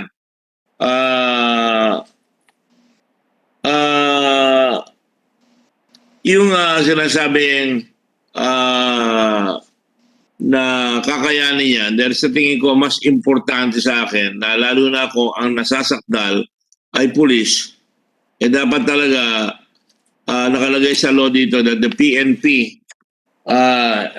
must ensure that the attendance of these people in court. That's the law. Duralex said law. Duralex said Lex, no? So, ang importante, yung mga tao, may budget naman ang PNP na malaki dyan, may lalagay yan na pwede silang hilahin kung naandun. But I would imagine that if he has a case pending, especially an important case, hindi dapat ililipat yan. Basta-basta ng PNP, dapat may order, mayroong communication with the Supreme Court, or at least with the Office of the Court Administrator, that the PMC under our law shall seek approval from the appropriate prosecutor of the police court to which the case is assigned, if any transfer the assignment of the accused personnel subsequent to the filing of the complaint. So we can fill in the gaps, and I think your points are very well taken, kayo ni Attorney Domingo and Attorney Squata. We will put that into consideration when we draft the bill. And right now, we have to make sure na maybe we should ask Attorney Chito Bostanero, kasi hindi ko alam kung darating nga, hindi na dumating pa si Vit Aguirre, pero naandyan nata si Attorney Chito Bustonero. Ano ba? How do I pronounce this? Bustonero? Bustonera. Bustonera. Bustonera, Mr. Chair. Yes, sir. Go ahead, sir. Go ahead. Comment, please. Yes, sir, Mr. Chair. Secretary Aguirre, sir, is currently winding up his attendance in the 14th United Nations Congress on Crime Prevention. Because the last time he was here, he said he was very much in favor of this bill. But anyway, go ahead. Yes, sir. Sir, in the position paper that the NAPOLCOM submitted, sir, we indicated our full concurrence to the bill authored by the Honorable Senator. We have been supporting this provision, the passage of this bill since the 17th Congress, and we have just 4 specific recommendations, Mr. Chair. Number 1, sir, is that we recommend that the bill state that it is explicitly applicable only to the uniformed members of the PNP, because there are also non-uniformed members of the PNP, with the exception being that if the NUP is complicit in the violation of the uniformed personnel, then the police courts shall also exercise jurisdiction over his or her person. Number 2, sir, we recommend that the decisions of the NAPOLCOM and Bank in administrative cases be made appealable directly to the appellate police courts instead of the Civil Service Commission, owing to the peculiarities involved in deciding cases against police officers, Mr. Chair. Number 3, Mr. Chair, we recommend that a provision be inserted to the effect that the civil aspect of a criminal case filed before the police courts shall be heard exclusively also by the police courts and shall not be subject to reservation or filing to another court or regular courts by the complainants. And lastly, Mr. Chair, we recommend that a provision similar to RA 9708 be inserted to the effect that a pending civil case shall also be a bar to promotion against a police officer for a period of 1 year from the date of the issuance of the pre-trial order, Mr. Chair. That's all for the NAPOLCO, Mr. Chair. Thank you. Those are excellent suggestions and by and large acceptable to the chair. Under Section 8 of this proposed bill, decisions and orders of the police court shall be appealed in the same manner and subject to the same conditions as appeals from the ordinary regional trial courts. And like I said, there would be Court of Appeals Sala designated to handle police cases, all in the interest of speedy justice and to prevent us losing the trust and confidence, and to prevent also the policemen from hiding within the gargantuan bureaucracy of the courts as well as the police system. Those are excellent suggestions from all the previous gentlemen that have spoken, and thank you very much that you took time out, gentlemen, to come out, and we're always open to more suggestions, if any.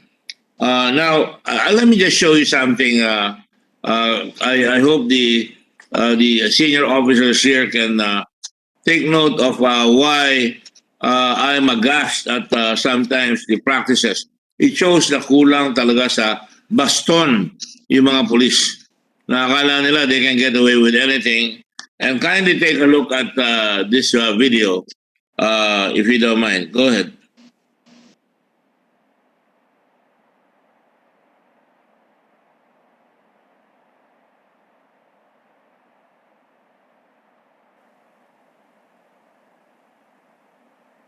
Ngayon ng PNP Northern Mindanao ang video na nagpapakita di umano ng pagtatanim ng baril ng isang pulis sa isang napatay na buy-bust suspect.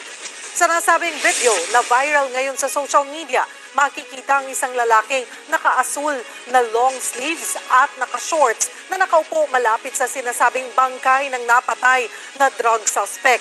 Maya-maya, makikita na siyang may hawak na baril na pinaputok niya ng 3 beses bago ito inilapag malapit sa bangkay. Kinilala ng Police Regional Office 10 ang lalaki bilang si Patrolman Benzoin Gonzalez. February 20 nang magkasa ng lehitimong anti-illegal drugs operations ang Valencia PNP sa Bukidnon. Target ng operasyon ng isang Paul Lopez at nagkaroon daw ng barilan.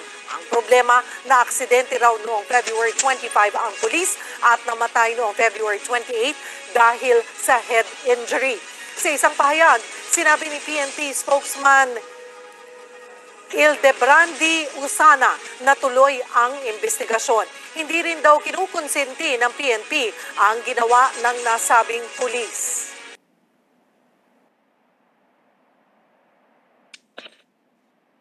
I am not fault finding. I am not trying to come up and rifle shoot a certain situation.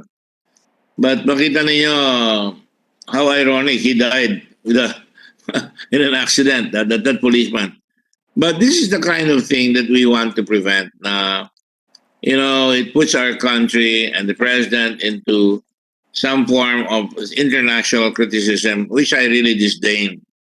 And if the police were to do their job properly, kaya nga sinasabi ko, dapat talaga magaling talaga yung police PNP chief, no? Na talagang binabantayan niya lahat yung mga aksyon na yan. Hindi tayo magkakaroon ng mga ganyang pagkakataon. And that is really, to my mind, in the implementation, we suffer. In the enforcement of discipline, in the enforcement of proper training, and in the enforcement, demanding integrity from the commanding officer, na hindi na dapat umabot sa TV yan. Dapat talaga, doon pa lang, ay tinamaan na siya doon sa kanyang commanding officer. Now, I go back now forward. No, not forward. I go back just a few days ago, and this has been the subject of much discussion in the Senate, on and off the Senate, when you had about 9 people who were killed, and the basis for that, and even Senator Lacson was chagrined. He was a PNP chief about what happened. Mag-issue sila ng warrant of arrest, and they have overwhelming force. Lahat sila may baril. Pero nakatepok pa sila ng siyam. Bloody Sunday ang tawag ng mga tao ngayon dyan. 9 activists killed, 6 arrested. Now, under this proposal, lahat yan papasok ngayon sa husgado. And sa akin, kung mali yung police, sorry ka na lang. Dahil warrant of arrest lang yan eh. I'm sure, di ba, General, to all the generals there present, pagka you have overwhelming security, overwhelming forces surrounding suspected criminals, hindi naman yung basta babarilin yan eh. Papalabasin yan hanggat maaari. Tama po ba ako? Sir? General Ferro or General... Yes, sir. You are correct, sir. We observe the rule of law and the police operational procedure in whatever police operation we conduct. And such activities that's being described by the different media outfits an operations against lawless elements. And based on the available remedy for us is to apply for search warrant, and the order of the court was properly served, and there were several have been arrested, and a number of assorted firearms were recovered, total of 35 firearms, 13 explosives, and 250 ammunition. So we believe that if we are not proactive, there might be a problem in the law and order in the different areas where those concerned were addressed properly by our police force. Well, I agree with you na pagka inakala nyo na may mga baril talaga yung kalaban ninyo, you will tread on it very, very carefully. Ako, nung mayor ako, ang sinasabi ko sa mga pulis, bawal mamatay ang pulis. Na pinatay ng kriminal o bawal yan. Dahil nung mayor ako, usong-uso yung Sparrow units eh. Binabaril ang pulis, no? Pero in this particular case, kahit na sabihin nyo na nagkakaroon ng duda eh. At sabihin nyo maraming baril, pero ang galing naman bumaril ng mga pulis natin, siya man patay, 6 ang nahuli. Siyempre, magkakaroon ng, that's really almost challenging the intelligence of any Filipino. Now, I would imagine, kung let's say ako mayor doon, hintayin nyo, negotiate yung lumabas, at wala naman threat of life, yun ang nakakasira eh. Again, I'm with you na dapat, siyempre, the policeman is tasked to impose peace and order, but they must do so properly. Now, I'd like to ask my good friend, General Eliazar, whom I deeply respect. I've had dealings with him. Ano ang directive ng leadership ng pulis sa mga ganyang bagay? Certainly, meron kayong after-operation report dyan. Certainly, lahat yan siguro ipaparaffin test. I'm I've looked at the procedures of rules of engagement after there are fatalities, or for that matter, even there are fatalities, or for that matter, even when I was in Subic, yung mga gwardiya namin doon, pagka nag-report, titingnan namin kung nagpaputok sila ng baril. At pag nagpaputok sila ng baril na walang justification, tanggal yon, because hindi dapat ginagawa yon. So, ano, General, ang iyong masasabi na gagawin ng ating mga hepe ng kapulisan dyan sa mga bagay na yan? I'm sure you yourself will not tolerate kung talaga may abuso. Go ahead, General. Thank you, Mr. Chair. In every after operations being conducted by our police units that resulted in an encounter, appropriate investigation is being done. So our PNP chief has ordered the crime lab as well as other units to conduct investigation. And then in this particular case, sir, the concerned units have been tasked to conduct investigation. So, and of course, since ito po ay napag-uusapan na, the PNP is open for the investigation being conducted by other units. Ibabalik pa rin natin, sir, dun sa protocol naman natin na hindi ba namin tinotolerate kung merong mga wrongdoings. In fact, we encourage yung pong mga witnesses or information that could help us in the conduct of our investigation. But rest assured that proper investigation will be done by our units in parallel investigation with other body that will be instructed to do also, sir. You know, I've been misquoted na magkakonduct ako ng investigation. The Department of Justice is conducting an investigation already, and I think the PNP. Would it not be a great opportunity for the PNP to heal itself by making sure that there is a fast results in the investigation here? I think it is to your interest na matigil yung mga chat-chatan dyan dahil ang nangyayari, even with us, pinag-usapan namin yung kahapon sa interpellation ko kay Senator Lacson na siyempre masyadong matindi at sabi nga niya mukhang hindi sinunod yung rules of engagement. Hindi naman niya sinabi rules of engagement, no? Sinabi niya masyadong malakas ang dating ng mga pulis na talagang ang dami namatay. So ang hinahintay ngayon, I suppose, kailan matatapos yung investigation and will it be accepted by the public? Well, just like what I said earlier. You just have to do that. And if we had this police court, by the way, hindi naman yung police court sa tinatalakay yung patayan na ganyan dito sa ambit itong investigation natin ngayon. Ang hinihingi lang siguro natin, in behalf of the mga tao, sana mabilisan yan. Dahil siyempre, unang-una, kaakibat yan yung mga accusations na red tagging na sinabi ko nga ginagawa sa amin nung araw yan, ng mga bata pa kami sa UP. Hindi naman namin masyadong ginagawa ng pula yan, ginagawa ng righties yan. Ano yan, mga pula yan, kaliwa yan, mga ganon. But to me, it doesn't really matter. But right now, if we have somebody very noisy about red tagging, talagang hihilahin nila na pinatayan dahil mga pinagsususpect siya na pula. Nabawasan ng gobyerno. Hindi ba, General? Yes, Your Honor. So just like what I've said earlier, kahit man po hindi ito napag-usapan, even na-discuss sa media, may investigasyon naman pong ginagawa. And ngayon na nabanggit niyo po at naandito naman yung ating mga concerned senior officers. Nagsisimula na po yung investigasyon. And as soon as magkaroon tayo ng linaw, it will be made available. Yun po ay saganang PNP na nagsasagawa ng investigasyon. Thank you po. I would like to be privileged to have a copy of the investigation so that makita ng tao na may checks and balance ang executive sa legislature.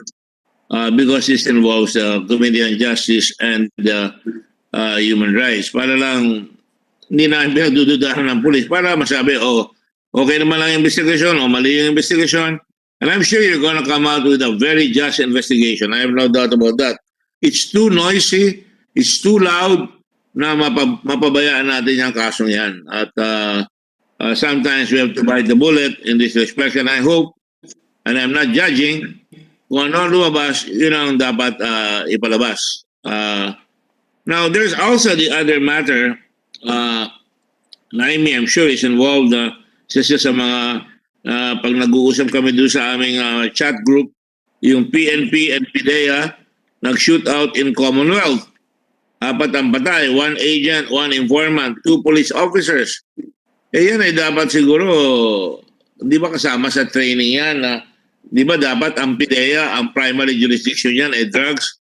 Paano biglang pumasok ang police officers dyan at nagkabalilan pa sila? Meron ba nangyaring mahiwaga dyan na negosyo o pagkakakwartahan kaya nagkaganyan ang balilan dyan? General? Yes, sir. Sir, immediately after that incident, both the leadership of the PNP and PDEA have decided to have that joint board of inquiry. And it so happens, sir, na eventually nalipat nga sa NBI. Pero that will not prevent us to conduct our own investigation. And because of that, meron sir tayo mga policies and protocol na. But because of that, nire-revisit natin at nire-review ito pong ginagawa natin na coordination. So far sir is the different concerned unit here in the part of the PNP present din sa amin yung kanilang initial investigation on that, and the chief PNP has given instruction na pag-aralan mabuti and give the necessary cooperation and support to the investigation being conducted by NBI. Kasi at the end of the day, it will benefit not only the two organizations but of course the community kung hindi na mauulit ang ganitong sitwasyon. It's really an unfortunate incident, pero yun po ang effort natin ngayon na hindi na maulit ito, at sinasabi nga natin, whatever the result of the investigation will be, at kung meron talaga may mga pagkukulang, dapat po ay mapatawan ng parusa, at more than that, hindi na maulit yung mga ganung pangyayari. I agree with you, General Elizar, but I hope that it can be facilitated dahil napakapangit talaga yung nangyari yan. Para tayong the gang that couldn't shoot straight, no? Nagkakamali-mali tayo. I'm not trying to ridicule the police and the PDEA. I've investigated them before, as you know, and I've been very unforgiving so far as halimbawa, may 2 police na hinahanap doon sa isang investigasyon doon sa magnetic lifter na punong-puno ng droga na sinabi pa ni General PNP General noong araw si I think he's in the States now. He was Albayalde. Sinabi niya sa akin, walang drugs yan. Umupo, hindi, yung aso raw, walang reaction. Pero sa investigasyon namin, nakita namin na pumasok yung mga Chinese doon sa loob, pinaalis lahat ng Pilipino doon sa warehouse, at siguro 6 na oras sila doon. At pagdating nila, hiwa-hiwalay na yung drugs na yun. Ngayon, nung sinabon namin yung investigasyon, alaman namin na isa ay nagbibigay ng pera. Hindi ko na matandaan yung pangalan, pero ibibigay ko sa inyo. At pagkatapos, merong 2 officer. Yung isa, number 2 pa ng PDEA, si Pajardo. Yung isa naman, si Asierto, pinagbigyan ko at sabi ko, pumunta ka dyan dahil talaga masasangkot ka dyan. Magsalita ka, sabihin mo kung ano at ipaglaban mo ang sarili mo. Ayaw niya magsabi.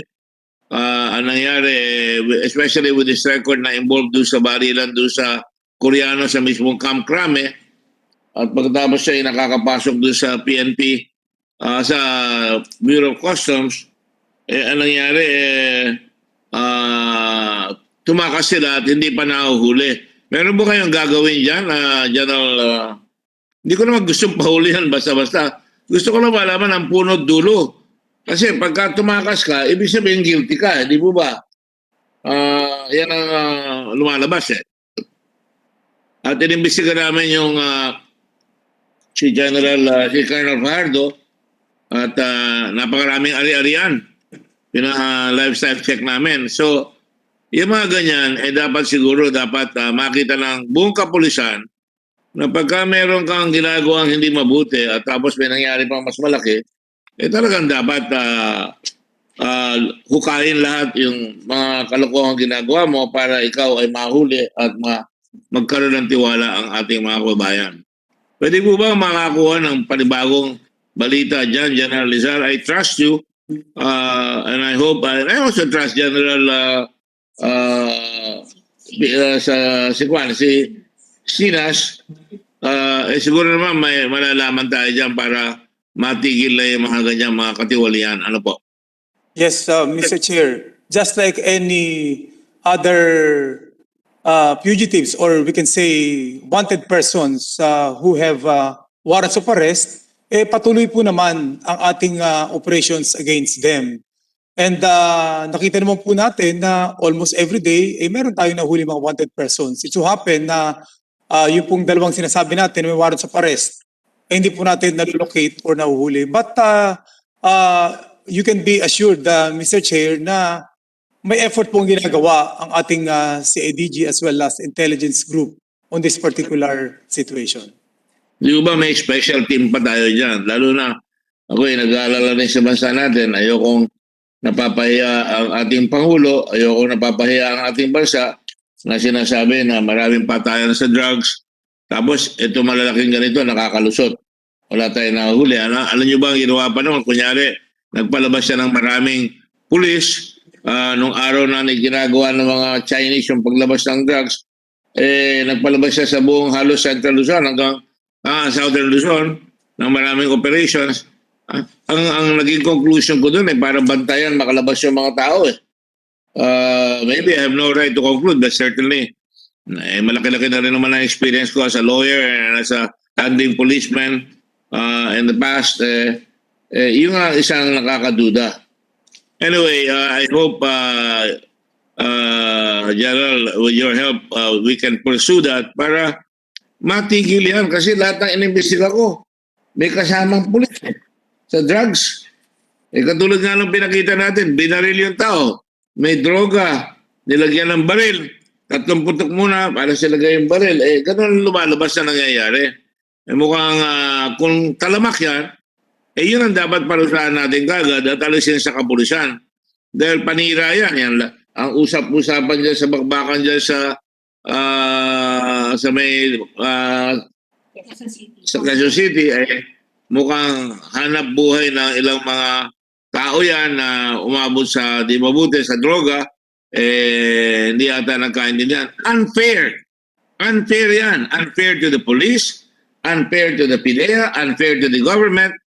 Until we solve it, people are going to talk about it and they will lose. Mawawala sila ng pag-asa at mababawasan ang tiwala ng kapulisan. I'm fighting for you as well.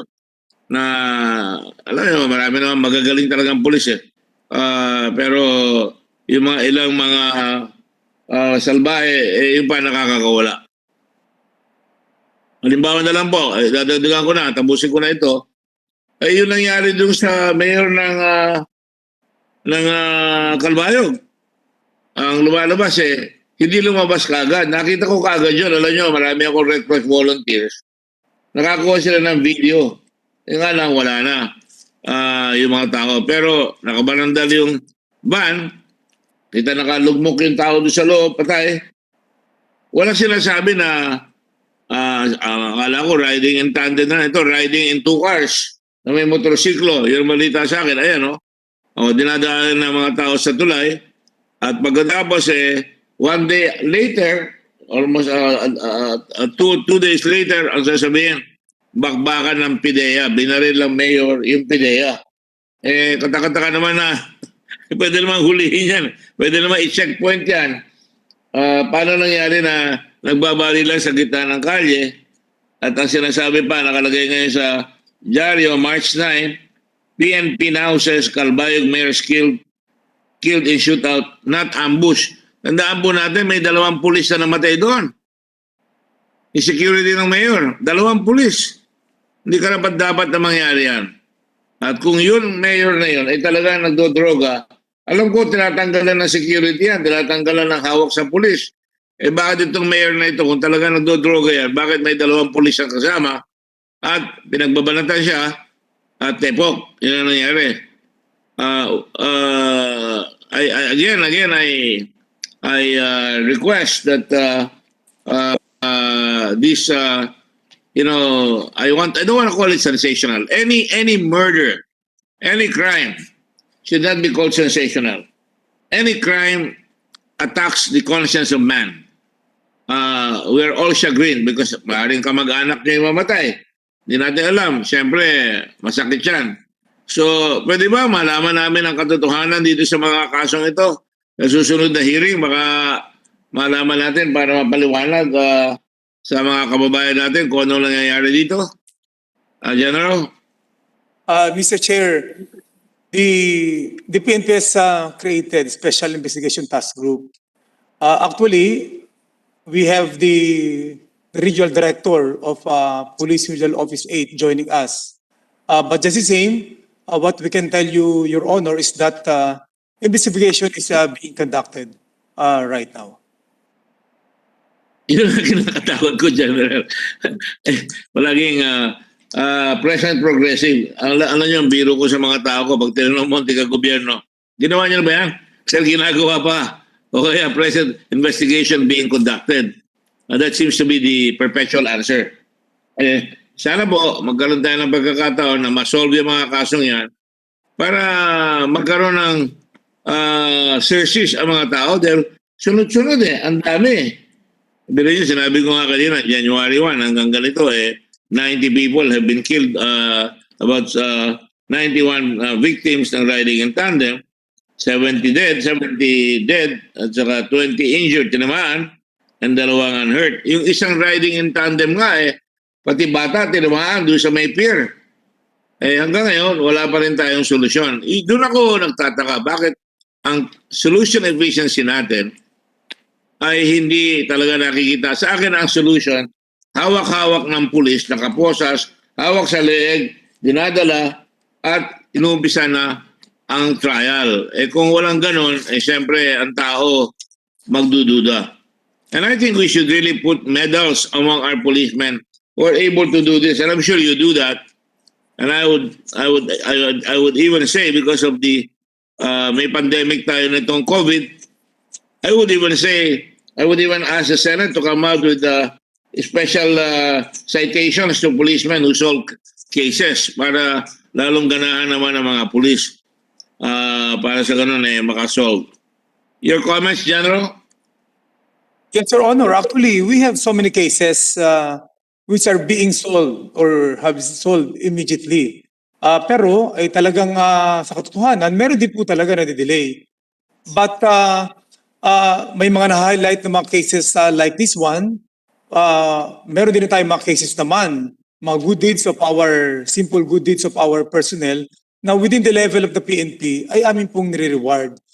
Just like we have said, to have them motivated and inspired to continue the good deeds that they're doing. So, para po sa mga kaso na kagaya nito, indeed, napaka-unfortunate na nangyari itong mga ito. Pero kami nga po naandito tumaharap sa inyo at gagawin ang lahat na pwede namin gawin para po ma-resolve ito at marigay natin yung tiwala at confidence ng ating mga kababayan sa ating kapulisan. Kayo po yun, and you've heard me say before, I thought dapat maging chief PNP kayo. Hindi ako sip-sip because I know you're serious at dapat magawa yan. And I hate to ask this question. Ang gusto kong makita talaga kung may PNP na nagkasala ay nakikitang nahuli siya. Ilan na ho ba nahuli natin mga PNP? Sabihin niyo sa akin, marami. Pero yun ang dapat nakikita sa dyaryo, that crime does not pay. Na talagang paggumawa ka ng abuso, ay nako, talagang tatamaan ka. Ayokong sabihin niya, nagmamalaki ako nung ako po ay mayor. Pagka nanakit ang pulis, immediately nasa taas ng opisina ko yan at talagang pinaparusahan at ang sabi ko you volunteer to go to jail, otherwise you have only one strike. After that, I will prosecute you personally. Bago lang ako mayor nung araw po Pero alam niyo, nung ginagawa ko yan, nawala lahat ang kalokohan ng mga pulis doon sa Olongapo. It became In 1 year, it became the most peaceful city in the country. It had the best police force in the country, police community system namin. And it went on for several years. So sa akin, nasa sa liderato. Kung ang leader po natin ay talagang di papatulan niya mga excuses nila yan at mabilis umaksyon, maniniwala at babalik ang tiwala ng tao. And I see a lot of young officers there nodding their heads na gusto ko na they're hot and randy na talagang makikita. Si Police Sergeant David Tagle. Sabi ko pa nga, kamag-anak ko pa ata ito eh. Del Tagle ako eh. Ang hinahawakan mo, di ba yung binalil doon sa Florida Blanca? Point blank? Last 2 weeks ago. Meron na ba tayong nahuli dyan? Yes, Your Honor. Likewise yung sinabi ko po nung last hearing na meron po kaming 2 person of interest. For your information, Your Honor, napailan na po namin siya ng case sa prosecutor's office, Your Honor. And up till now, ongoing pa po yung hearing nila. Sino? Persons in interest? Pakita nyo ngayon. Yung bumarel, yung...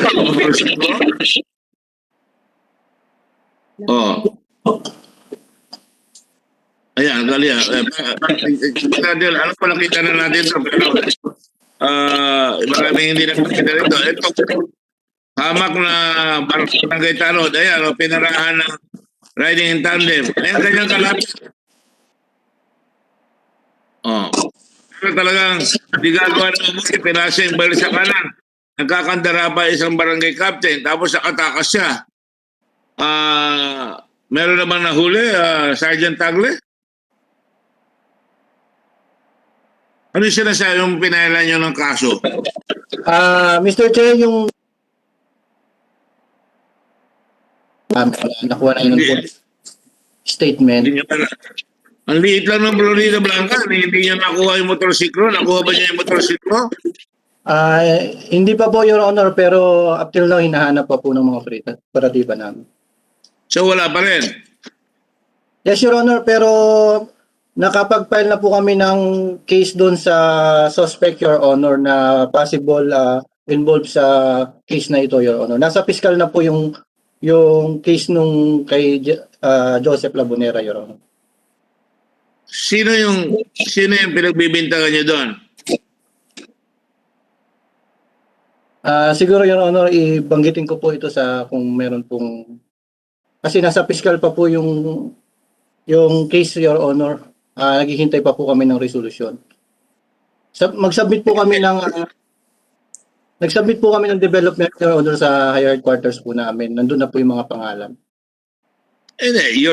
You're now not before your headquarters. You are now before the Senate of the Philippines. Kailangan may masabi kami sa Senado na may hindi lang persons in interest. Dapat yan, mayroon na kayong cartographer kung pwede. Dapat nakalagay na sa mga media yan. Kailangan natin kasama ang komunidad. Kung kasama ang komunidad sa paghanap, masosolve yan. Hindi masosolve ng pulis kundi kasama ang tao. Di ba? Sino nakakita? May dumaan diyang motorsiklo. Titrace ka lang. Dapat nahuli nyo kahit naman paano yung motorsiklo.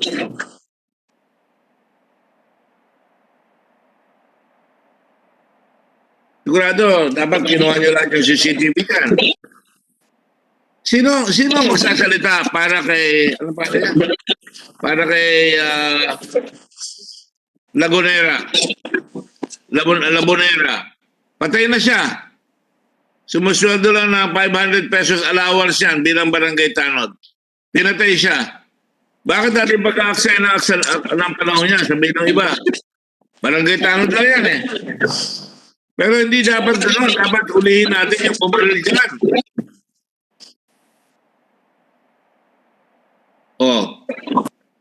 Tingnan ninyo, katanda na eh. Ayan o. May harap dumamang bisikleta. Ayan. Wala pa rin yan. Sino pa meron? Yun ang sinasabi ko, General, dapat talaga hinahampas natin yan. andyan yung mga Gregorio, happy naman sila, tingin nyo, kahit naman paano yung mga Gregorio, natutuwa dahil na nakakulong na si Nuesca. Mr. Gregorio, Mark, Mantino, ano pa nyo? Okay ba kayo na nakakulong na si Nuesca? Opo, katatapos nga lang po ng hearing namin. Pinarisen po yung... pinarisen yung isang witness at saka yung pinarisen yung humawak po ng video. Yung ano, yung nag-extract. Yung nag-extract ng ano po, video. Anong pakiramdam niyo at saka ng komunidad? Happy naman sila na nahuli si Nuesca, ganun ba? Opo. Yun nga po, ano rin po, ang gusto ng mga tao na nga dito, yung talaga pong sistensya na pagdusahan talaga yung kanyang ano po. Sintensya mo.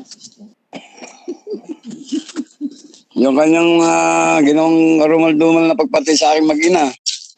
So, yun yung nakikita, mga kasama, including the officers of the PNP and all our guests here, na pagka nahuli at kinasuhan, the people are happy, are satisfied. Pero paano yung mga ibang tao na pinapatay na hindi na nasosolve? I know you know that. I know you know na kailangan masolve. There's got to be a very robust effort na mahuli ang mga yan. Hindi lang sasabihin natin na under investigation, talagang hindi natin dapat titigilan kagad.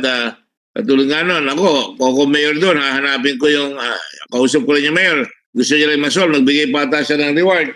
Pero hindi reward eh. Dapat ang kailangan, saan napunta yung motorsiklo nung pumatay dito kay Lagunera, sa Florida Blanca. Kung ganun lang yan, talagang lalakas ang loob ng iba. Di po ba? We want a police force that is well-trained. Meron tayong academy, may PMA tayo, may PNPA academy tayo.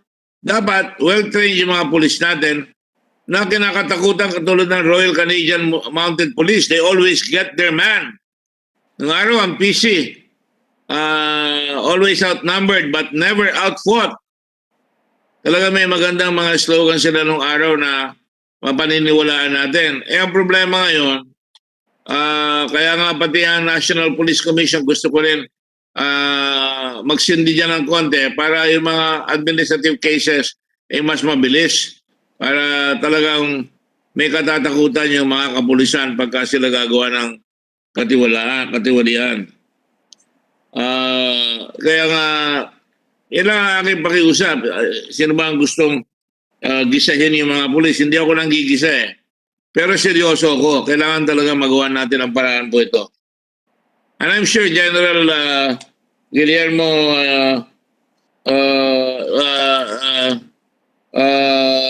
Elizar is with us on this matter. Yung alam ko si General Sinas, I think we should constantly emphasize that fact among our people, among our policemen.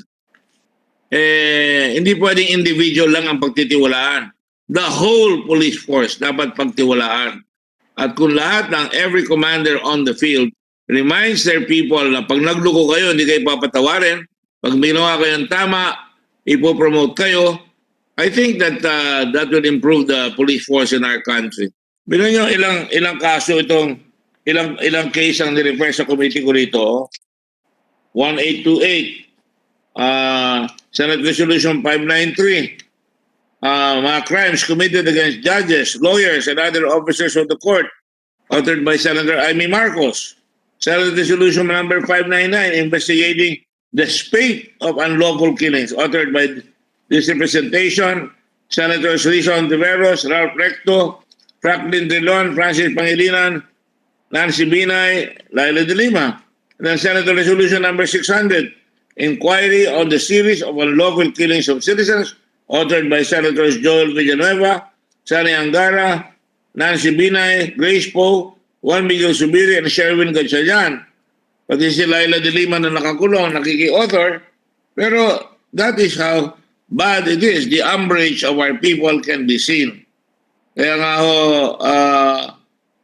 ito nga, pati nga ang Office of the Court Administrator, Circular number 37-2021, March 9, 2021, directing all judges of court and first and second level courts to address the growing concern over continued attacks against lawyers and judges.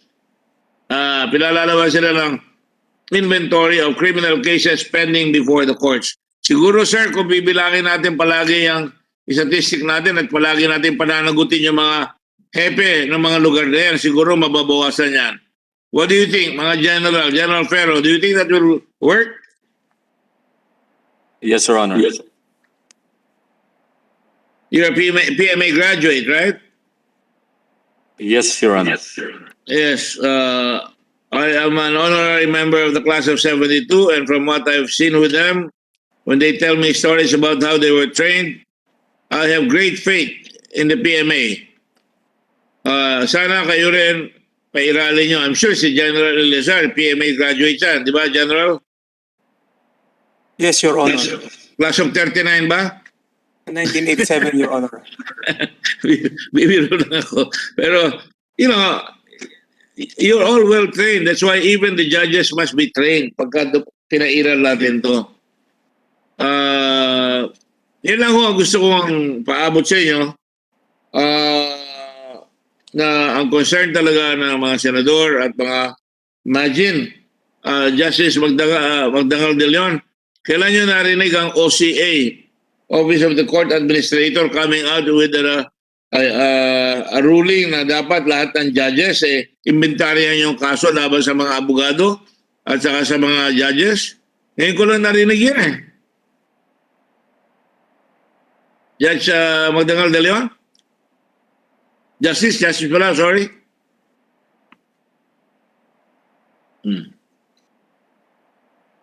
O si IBP,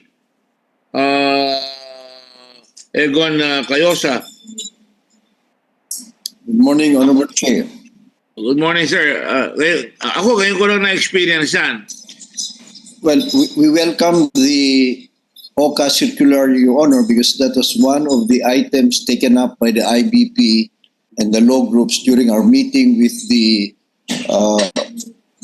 court administrator. And we appreciate the prompt action of the Honorable Supreme Court because we know that quite a number of cases involving killings or attacks against judges, fiscals, and lawyers are in court, but up to now they remain pending. So it is very good that they be inventoried and the causes for the delay be determined, because the undue delay in the resolution of these cases adds to the perception of impunity, which breeds criminality on the streets.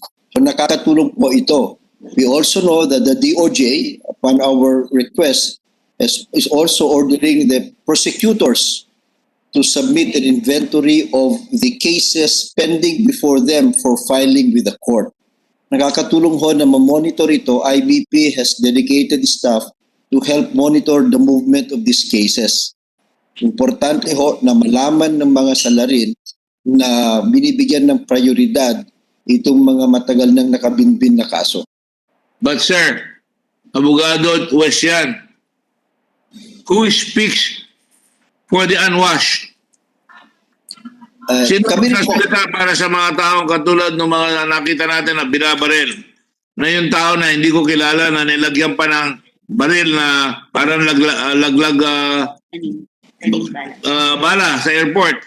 Hindi sila kilala, wala silang abogado, hindi sila sikat sa society, papatayin na lang. At kung itong si Noesca, hindi nakuha ng TV yan, di kawawa naman itong mga pamilya lang Gregorio. We have to speak for those who cannot speak for themselves. Di ba? Dapat paglaban natin. IBP, lahat tayo, mga pulis, matitino, ang dami naman ninyo, na Polcom, lahat yan.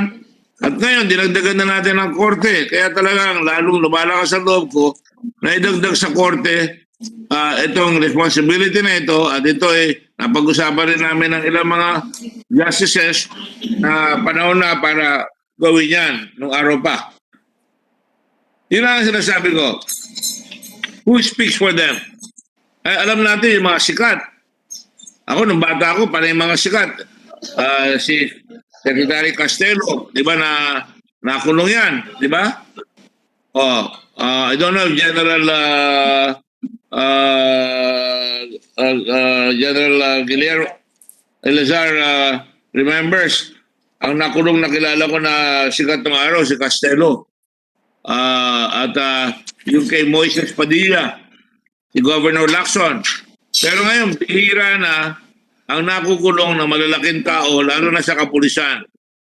Meron po ba kayo nababalitaan na bagong pulis na nakulong? Wala ko nakikita eh. Kailangan rin yun ng communication sa tao na pag may napatay, may nauhuli. That's just a suggestion, sir. Yes, Your Honor. Even if hindi naman po talaga mga, sabihin natin mga generals, but we have senior officers who have been arrested in entrapment operation.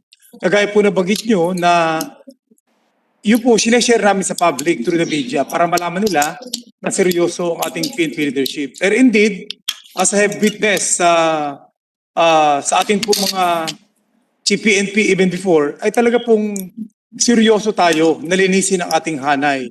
At hinihinga namin po yung kooperasyon ng ating mga kabayan kasi kailangan malaman natin yun. And through our unit, ito pong ating Integrity Monitoring and Enforcement Group, napakarami po tayong nahuli. Of course, with the support of the community, na siya nagbibigay sa atin ng informasyon to conduct operations against our own personnel.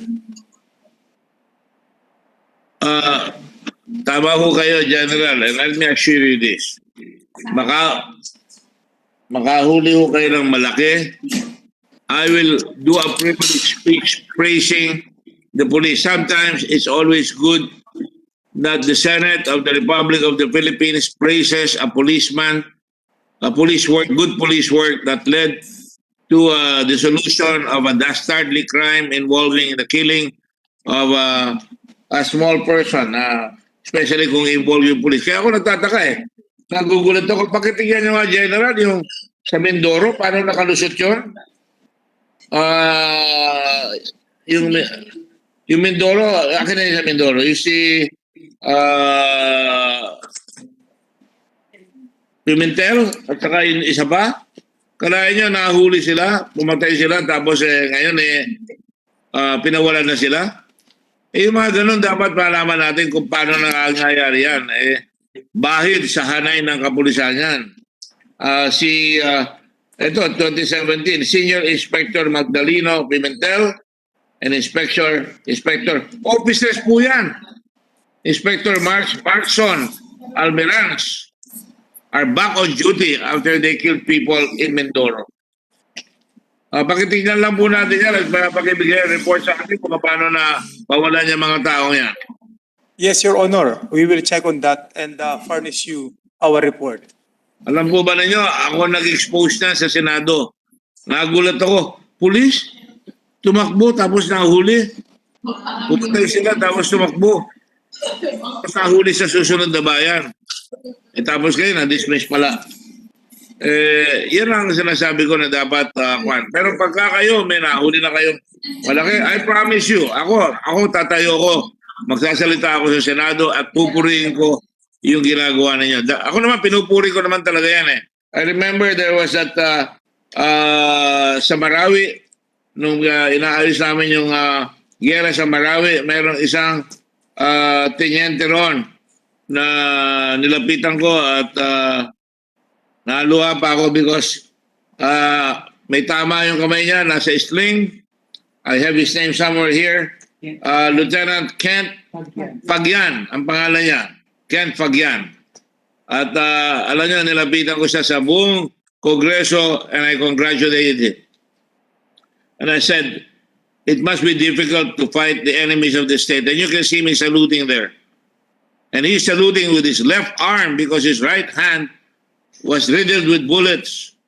And that is what I mean. I mean what I say. And I really honored this young man for being able to do his job. Mahirap labanan ang kapwa mga kababayan natin Pilipino, pero dapat talaga yung mga masasamang loob dapat mahuli natin even if they're not in uniform or in uniform, especially the ones in uniform. They have no place in our police department. It is my hope that this hearing will help fix up some of our problems. This is not one. Can I get a position paper finally on the records of investigation ng inyong mga kapulisan, lalo na itong mga sinabi ko, ito sila Magdaleno, Pimentel, at saka si Almarens, at saka yung iba. Saka yung sinasabi ni Mr. Tagle, ni Sergeant Tagle, baka kamag-anak pa nga kita, dapat nahuli mo yung tao mo. Yung ninuno natin si Colonel Tagle, yan ang unang lumabas sa revolusyon. Yes, sir. Ano? Na magtanggal ng ano. Oh. All right? So, Sergeant Tagle? Yes, Mr. Chair. Dapat makuha nyo, meron kayong motorsiklo, meron kayong mga testigo doon. Alam nyo, lahat ng nakikita ko sa CCTV, mabibilang na nyo. Pinakita ko sa inyo, pinakita ko na last time yan. Ang dami testigo.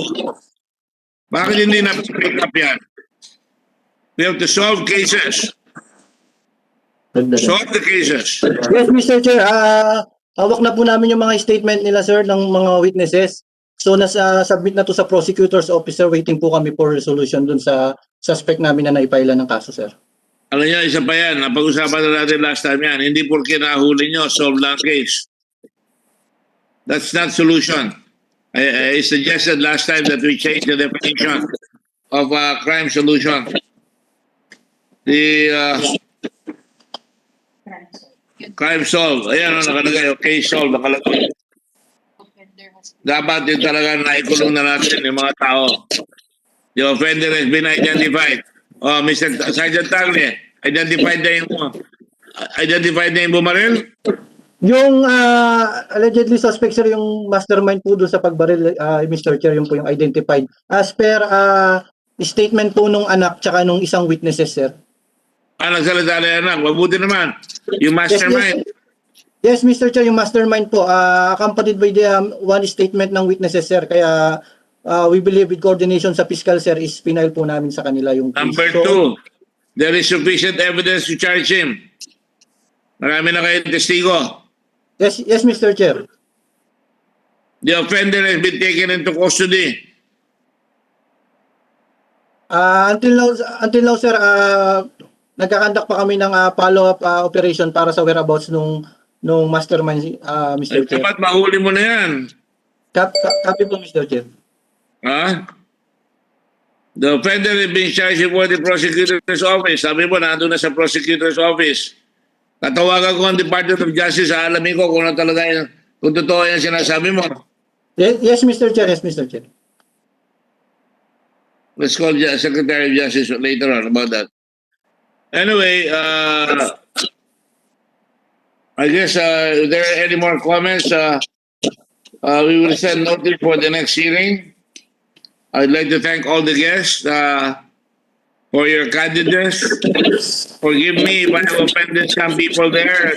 That is not my intention.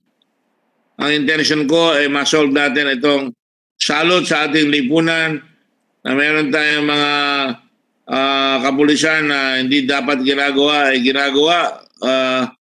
Dapat yan matapos na yung mga ganyan uri at dapat siguro sa umpisa pa lang kasi nagkakaroon tayo ng mga bata-bata na may grupo sila at yung kanilang hepe kung minsan pa nagsasabi sa kanila good job pagka nakamatay sila dapat matigilan ho yan.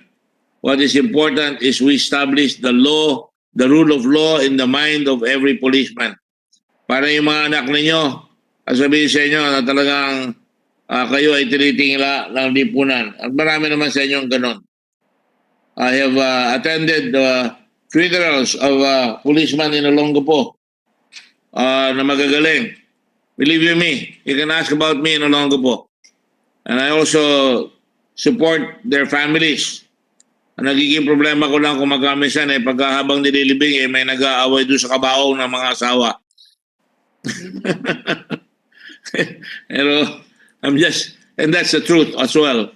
So dapat ingatan nyo rin yung extracurricular activities, baka nagkakaroon ng pressure na magawa tayo ng mga kalokohan na hindi dapat gawin.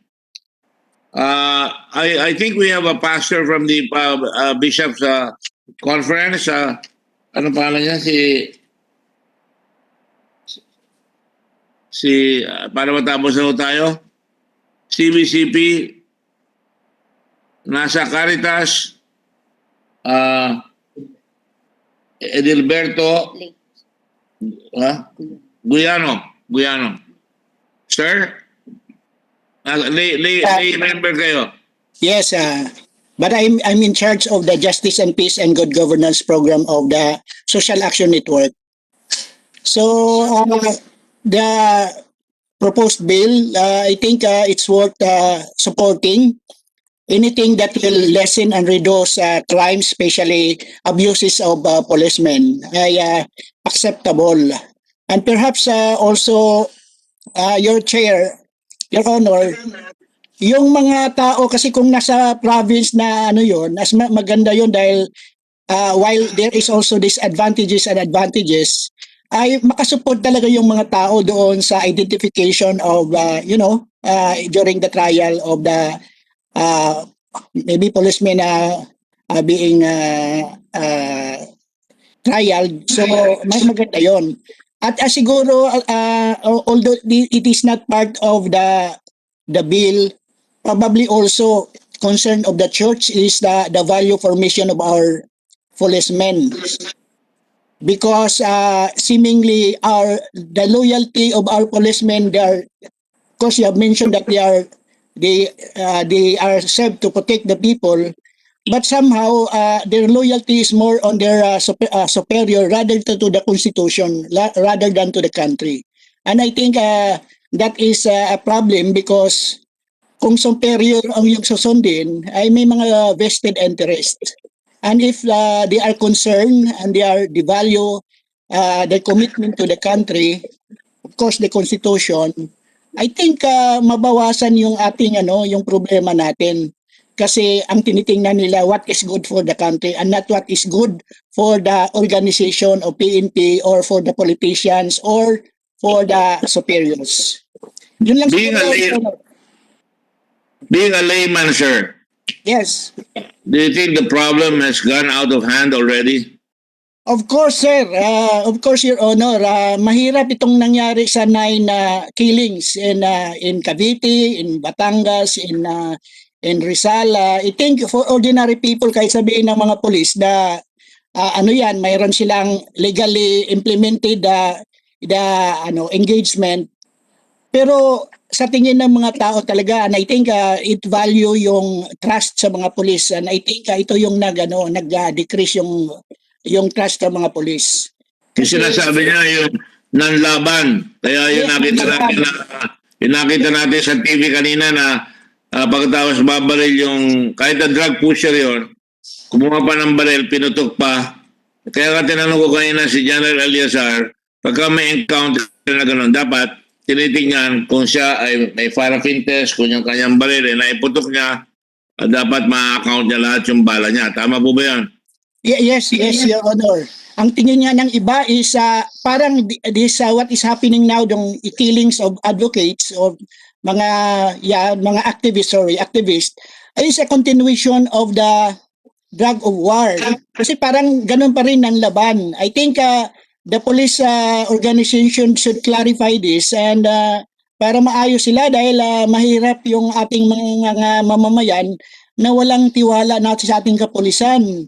Kasi pag gano'n ay talagang wala ng rule of law. At I think we exist, our government, our organization, even the Senate, everything, we exist to protect the life of the people. But seemingly, hindi gano'n ang nangyari ngayon. So, ang hirap. Hingan ng tulong ang ating mga churches na pagsabihan yung mga bata na huwag mag-involve sa drugs at kung may nagtitinda ng droga doon sa kanilang eskwela ay i-report kaagad at kausapin yung mga principal at magsabi sa isang number sa police na may nagtitinda ng drugs doon para hindi na sila babarilin. At least makukulong naman yan. Di po ba? Yes, Your Honor.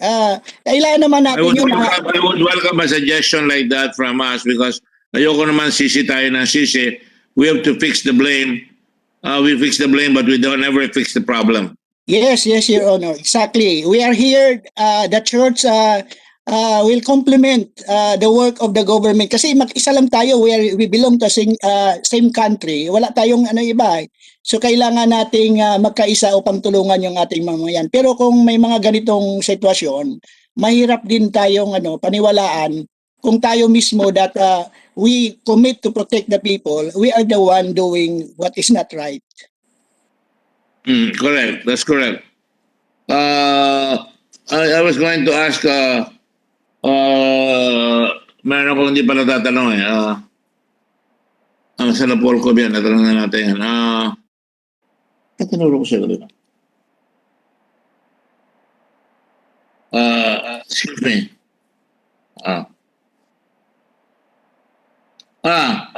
My favorite user, Echeverry. And where am Echeverry? Are you there? Yes, Mr. Chair. What is your take now on what is happening? What is the DILG take? Are you going to improve also the system in the Napolcom and the IAS and have a meeting with the police so that they will know, nakita mo ang reaction dito ng mga tao? Again, Mr. Chair, Question the position of the department is to yield to the Philippine National Police on whatever matters they're in. However, Mr. Chair, in lieu of this proposed bill, may we ask if the pleb, being also part of a body that investigates the police, will it supersede the pleb's activities, or will it still continue, Mr. Chair? No, why will it supersede? That's the community arm that is involved with a policeman in a barangay that is fooling around and that they can have quick justice if they are empowered by DILG. The problem is, and I will say this in no uncertain terms, DILG has not empowered these plebs. I gave you money, I got money for you. Hanggang ngayon, di pa nyo natatapos yung inyong sistema dyan. You cannot just say that gano'n. Ang plebs, that's from the Latin word plebeians, mga masa.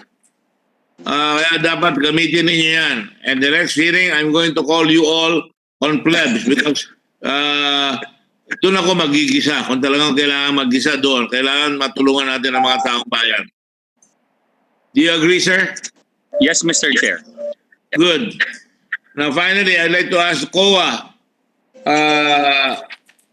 What is the take on COA on this matter? Attorney Anne Maureen Señarosa. Anne? Good afternoon, Your Honors. Good afternoon, Anne. This is Attorney Generosa from Legal Affairs Office of the Commission on Audit. The Commission on Audit already submitted its position paper, which was attached in the letter dated January 28, 2021 of the COA chairperson, supporting the reform initiative of the distinguished author of the proposed Senate bill to create a police court that will specialize in the disposition of complaints and violation of constitutional rights and PNP operational procedures committed by the members of the PNP. The Commission also has comments and recommendations on specific provisions of the Senate bill. It was discussed in detail in the above-mentioned position paper, Your Honors, for the committee, for this committee's consideration. And consistent with the constitutional mandate, Your Honor, of the Commission, appropriations allotted for the purposes relevant to the functions of the police, of the proposed police courts, shall be subject to post-audit to ensure that disbursements of funds are in accord with prevailing government accounting and auditing rules and regulations. So finally, Your Honor, the Commission on Audit also supports the legislators' intention to investigate and look for solutions to the growing number of extrajudicial and summary killings in the country, Your Honor. That's all po. Thank you. Thank you very much, Attorney Sanya Rosa. I take it that the COA and I have been apprised of your position paper, and we thank you. And you're also chagrined, if not scandalized, at the fact that there are too many killings being perpetrated upon our people. Would that be correct? Yes. So I'm glad to know. And I think it should be a signal to all our police officers here na dapat pakinggan nyo yung mga sinasabi from COA to the lay people sa Kwan at saka talagang huli nga ito para lang ayoko na kayo makita rito dahil gumagastos pa ang gobyerno para pupunta kayo rito. Si Raldi Manzanilla at saka si Romel Sandoval. Mukhang nagchichismis kayong dalawa dyan. Ano ba nangyari na doon sa kaso ni Mayor Halili na binaril from afar by a sniper? Meron ba kayong balita dyan? Ano kayo i-report?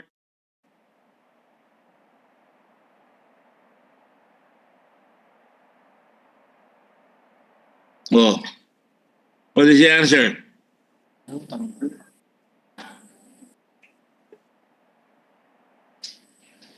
Did you hear the question? Give me a thumbs up if you heard the question. Sir, pwede pong paulit sir nung tanong sir. Ano na nangyari? Anong development sa kaso ni Mayor Halili ng Tanawan? Kayo may hawak, di ba? Yes, Siya yung habang nagpa-flag ceremony, pinakita ko kanina, binaril sa harap ng mga empleyado ng syudad ng Tanawan. Anong latest niyo dyan? Ayan siya. O yan, nakikita niyo ba yan? Nasa bilog? Your Honor, yung pong kaso po ni Mayor Halili ay considered po na cold cases, kaya ito po ay na-turn over po namin sa CIDJ. General Pero? Totoo ba yan? Yes, sir. Yes, Your Honor. What happens to a cold case? Nasa file na lang, cold case. Merong habol ba dyan? Tapos para rin pa rin investigation. Sir, yung CIDG po bilang main investigating body po ng PNP, pag po mga cold cases po at sila na po ang nag-handle. Pero parallel pa rin po ang investigation namin. So kung meron po kami mga latest development tungkol sa kaso na yon ay same pa rin naman po. It's between the CIDG and the local police ang nagtutulong po para ma-resolve po yung kaso nila. General Ferro, at the last hearing, I asked for the list of cold cases. I'll give you until this afternoon to send me the list of cold cases. I do not appreciate it when we ask for documents that we are not given the documents on time. Yes, sir. It's the time of the Senate. Yes, sir. Everybody, please be aware of that. It's not that we are being high and mighty. When we ask you for documents, send it to us so we can study it. We're trying to help you. We're not your enemy. Yes, sir. Will comply, sir. Please do that because like I said a while ago, you sounded like a good officer, and I hope that we can get some services there. I just want to make sure that I'm able to ask all the questions that of the people I invited.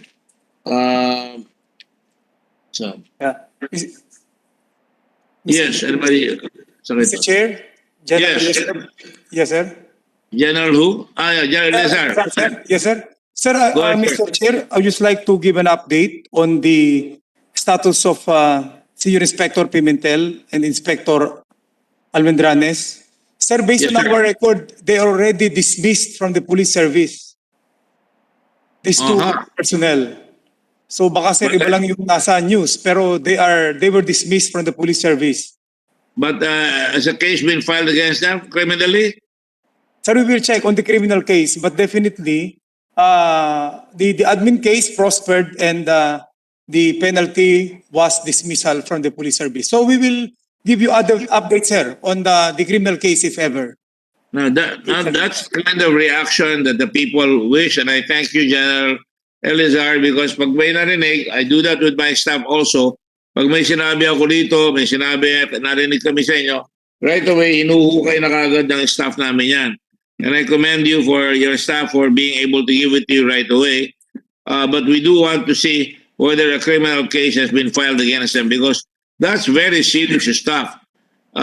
Use of a motor vehicle, they're policemen, and they shot people in a neighboring town, and then they ran away. At pinagmalaki pa, tropa tayo. Ano ibig sabihin nun? Pulis tayo, pareho tayo pulis, pagkabaro tayo. That's why we really have to go out and make an example out of these two people.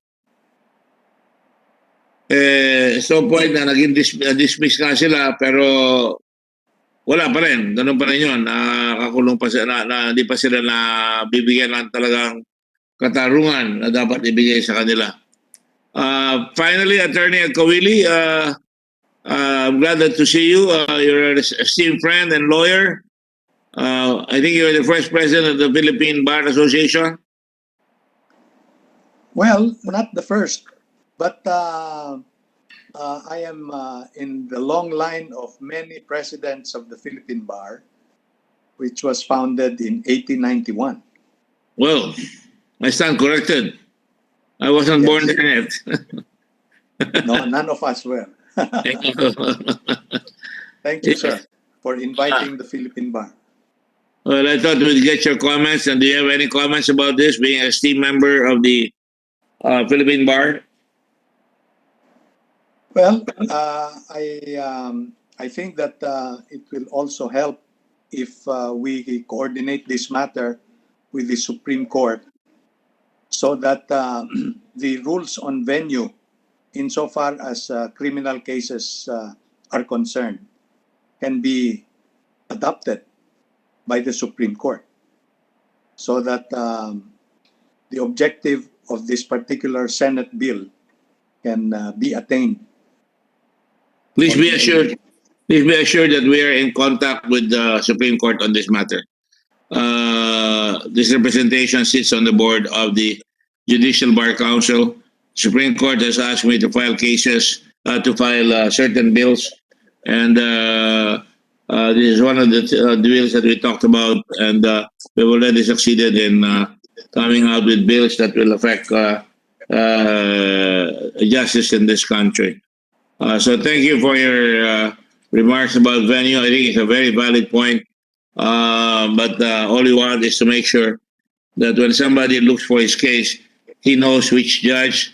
We know if the judge is mollycoddling people, that should be, we know that he's doing his work, and that we should now have a commendation on judges that do their work fast, because this is a very specific type of case that involves the protection of the people.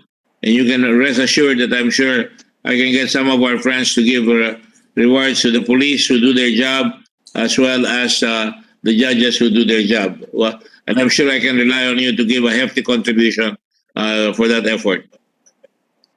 Thank you, sir. Thank you. That's part of the hassles of appearing in this committee. Thank you. All right, I think... General Elazar, Mr. Chair, please. Yes, General, please. Yes, sir. So another update, sir, regarding the two former police personnel.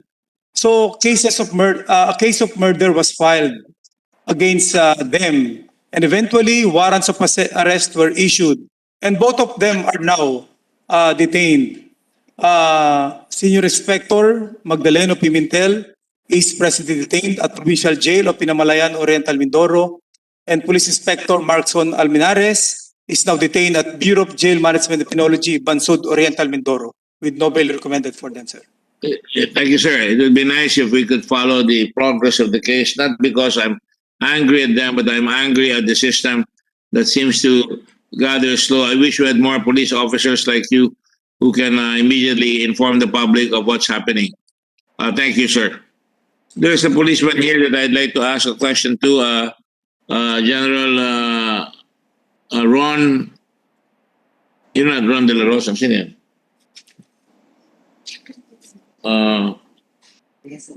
Huh? Jesus. Are you General De Jesus, sir? The Regional Director of Police Regional Office 8, sir.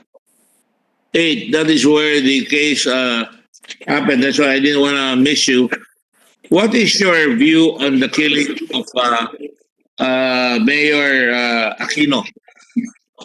And how come it took 2 days before the PIDEA came out that it was a shootout? Can you tell us directly what happened there, sir? Yes, sir. It is a case of shooting incident between the group of Mayor Aquino and the group of our policemen from IMEG, Integrity Monitoring Enforcement Group, and personnel from the Provincial Drug Enforcement Unit, sir. So that was a joint operation between the police department and the PIDEA. Not PIDEA, sir. IMEG, Integrity Monitoring Enforcement Group, and Provincial Drug Enforcement Unit of Samar. Okay, Provincial Drug Enforcement, not the PIDEA itself. Now, Yes, sir. why were they not stopped in a checkpoint? Bakit sila naparil sa kotse? Nakabulag ba yan? Pwede naman tayo mag-checkpoint. Di ba? Yes, sir. Hindi, sir, anti-illegal drugs operation yan. Paano po? Sir, there is not a case of anti-illegal drugs operation. Ano po pala nangyari dyan? Sir, actually, it's a, nagkaroon lang, sir, ng, it's a very unfortunate incident na... Mistaken encounter? It's simply a shooting incident na hindi, sir, nagkakilanlan both parties involved. Wow. That's very costly. Again, I Yes, sir. go back to rules of engagement, sir. Was that followed? Who shot first? Were they stopped? Sir, Were they told you were a policeman? Did you identify yourself? Sir, based on our initial investigation and based on the accounts of our personnel, ang unang pumutok, sir, is the group of Mayor Aquino. So nag-respond lang, sir, yung ating mga from the group of IMEG and PDEU. Mga puliso yun na putokan kagad. Dahil ang security yan, 2 pulis, hindi buka. Yes, sir, on the group of IMEG and PIDEA, 2, sir, yung namatay natin doon. And 1 was wounded. 2 sa pangkat ni Mayor? Both groups, sir, mayroong casualties. On the part of the group of Mayor Aquino and his security is also a policeman and his aide, civilian aide. And on the part of the IMEG and PDEU, 2 sa rin namatay natin doon and 1 was wounded. Wow, parang yun nangyari sa kanya, Quezon City. Commonwealth, ano? Probably, sir. Is there a virus going around? I hate to laugh at it, but kataka ako bakit, ano mo nangyari? Nagabulan?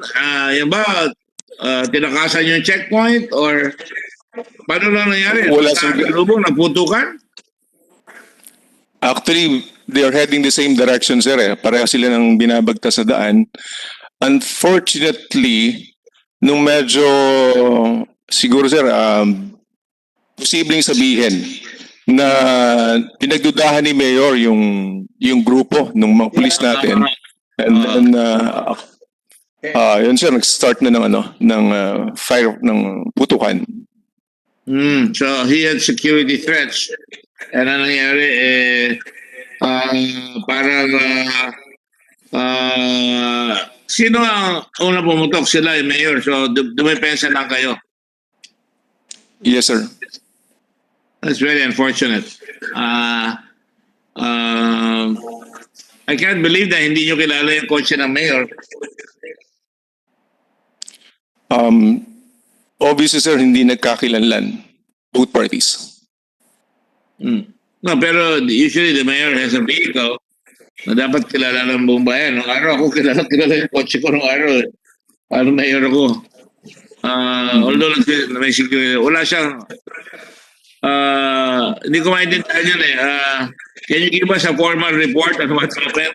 Because as sinasabi dito na General Sinas, there was an exchange of gunfire between the two groups that resulted in casualties on both sides. The mayor's police escort and his driver died, with one civilian employee wounded. At the other vehicle, 2 police personnel also died and 1 were wounded. So matagal ang bakbakan. Maraming balang lumabas. Yes, sir.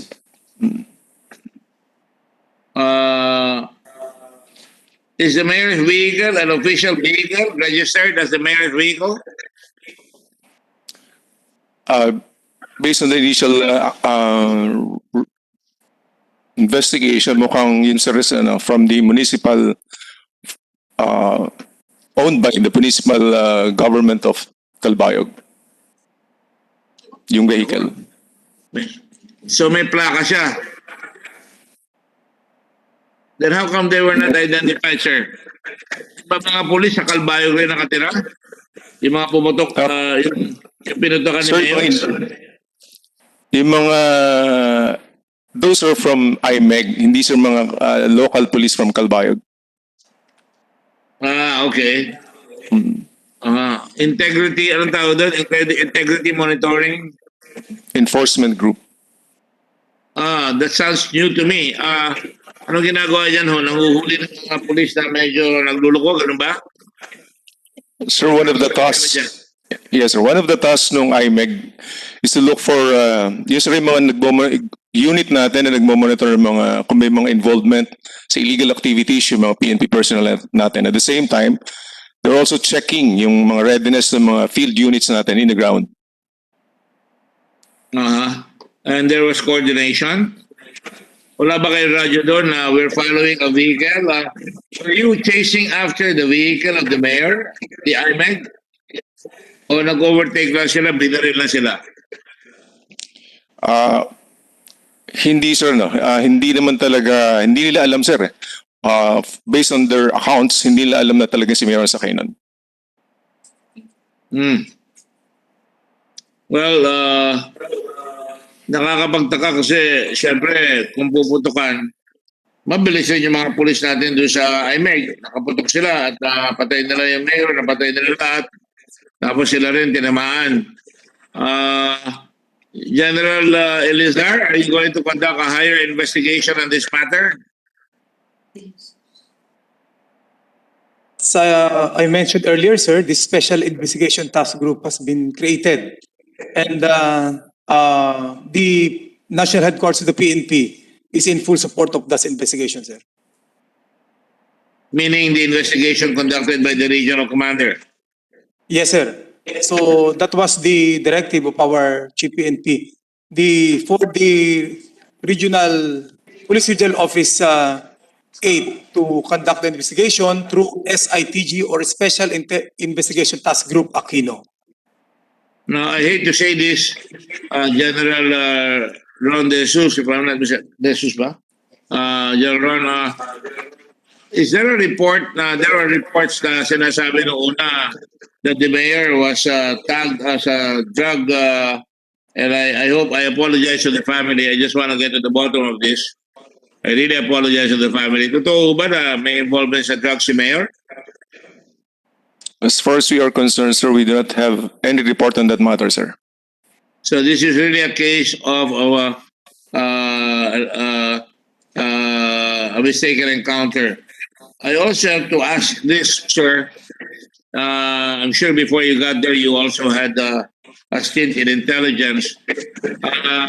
Yung aking director ng Blue Ribbon, sabi ko na, magulo raw dyan sa Calbayog talaga. Maraming napapatay ng mga tao dyan.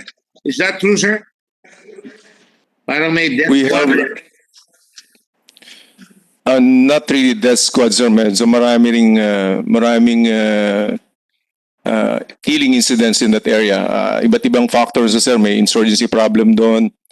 May maraming criminal elements doon. So those are the things na contributing to the factors why so many killings are being happened in that area. And if there are many killings, we have to protect the civilians, don't we? So don't you think you should really create a more stringent enforcement or police visibility in the area so that they will think twice before they start coming around with their firearms. Yes, sir, we are doing that. Actually, nagdagdag na sir tayo ng mga mobile forces doon. Nandun na rin yung SAF. And we created a task group to attend to those crime incidents. Are there syndicated crimes being perpetrated in Calbayog, sir? Sorry po, sir, pakiulit. Sorry, sir. May Ano yung syndicated, questions? yung mga syndicates pa dyan, like extortion syndicates or smuggling or gun running or drug selling. Meron ho bang ganyan sa Calbayog? Ang main problem, sir, dun is insurgency. So, it's a big contributing factor. I see. And the insurgency situation is quite serious. Yes, sir. I see. Well, I hope you'll favor us with an investigation report later on. Not that we suspect you, but we just want to know, and I can report it to the Senate when I make my report here. I just want to express my sympathies to all those who died, both from the mayor's side to his family, the Aquino family, as well as to the policemen, his policemen, and the policemen of your group that died. And I hope that is really the case. The mistaken encounter, it's unfortunate na nagkamali, hindi nagkakakilalanan. Yung nga tinatanong ko, dapat bago kayo bago kayo, nung nagputukan ho ba, may radyo ba yung mga pulis natin ng IMEX? Ano yun? Meron radyo ba yung mga IMEX? May radyo sila o cellphone? Yes, sir. The main communication equipment they have is the cell phone, and we'll have to check with the radios. Yeah, because and that would have to be recorded if it was a radio or a cell phone. Lalabas yan dun sa report ng desk sergeant o kaya nung sino man ang involved sa communications. Hindi ba? Yes, sir. That's correct, sir. Can you give us a copy of the report based on the first communication that you got that there was an encounter, as well as the initial police report para at least, again, we can report it to the other members of the Senate that this has been discussed, by the way, by many of the senators, and they were astounded at how this could happen, and another mayor is killed, no? Especially since, diba sa Los Baños, meron rin General Elizar, yung mayor ng Los Baños, binali siya sa loob ng bahay niya o sa City Hall, sa may munisipyo. Meron na ho ba nangyari doon? May nahuli na po ba doon, General? Ano pangalan ng mayor? Saan? Cesar Perez. I understand his brother was also killed. General, is that true? Previously. Sir, can you repeat the question, sir, please? Sir, lumipat na po ako sa Los Baños dahil napatay yung mayor sa munisipyo. Pero may nagsabi rin sa akin na yung kanyang kapatid napatay rin previously in another incident. These are violent incidents that are happening and they seem to be drug-related. Totoo po ba yun? Sir, we will check. I don't have the information about that, sir. We would appreciate that. Kasi kahit na, you will agree with me, kahit na drugs involved, pag pinatay na wala sa lugar, mananagot rin ng pulis, hindi ba?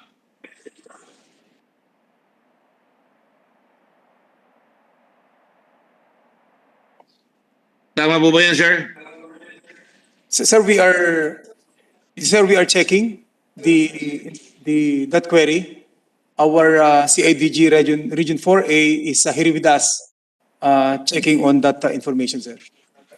We will wait. There's somebody raising his hand. Yes, sir. Your name is? Attorney Rudolph Olarbal of the KBP, sir. KBP? Yes, sir. Kilisan ng bagong Kapisanan ng mga broadcaster. Kapisanan ng broadcaster. Yes. I just wanted to contribute to the discussion a while ago, Your Honor, that Yes, sir. there's a new development in the Calbayog Mayor incident.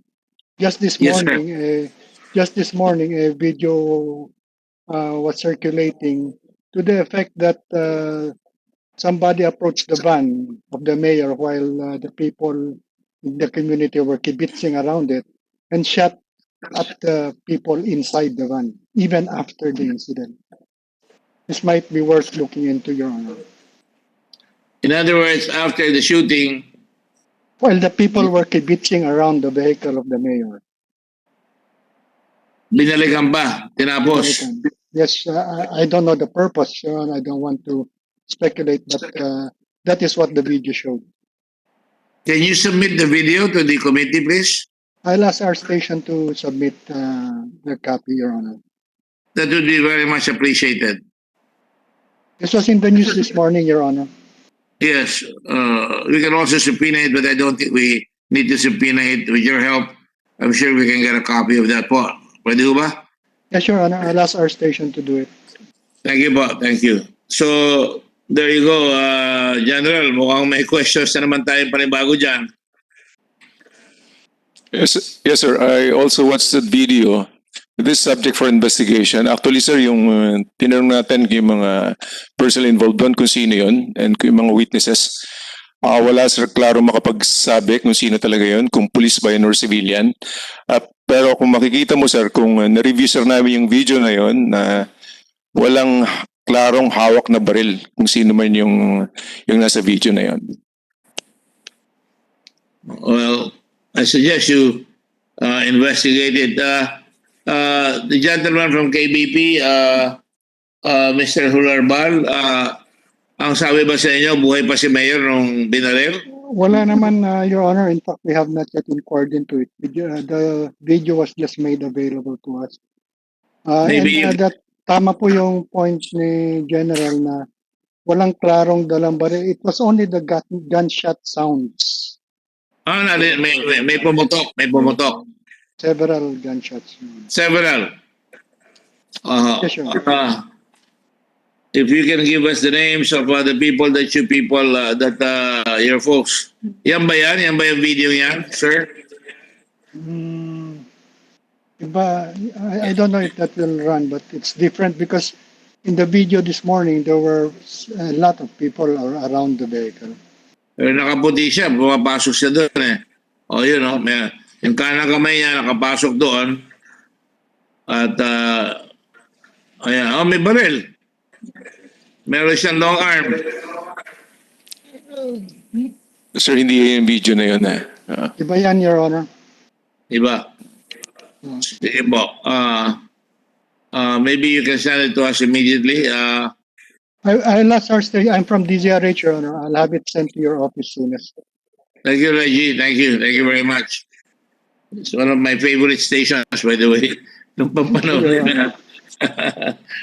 Yes. Rudy, thank you. Thank you very much. That's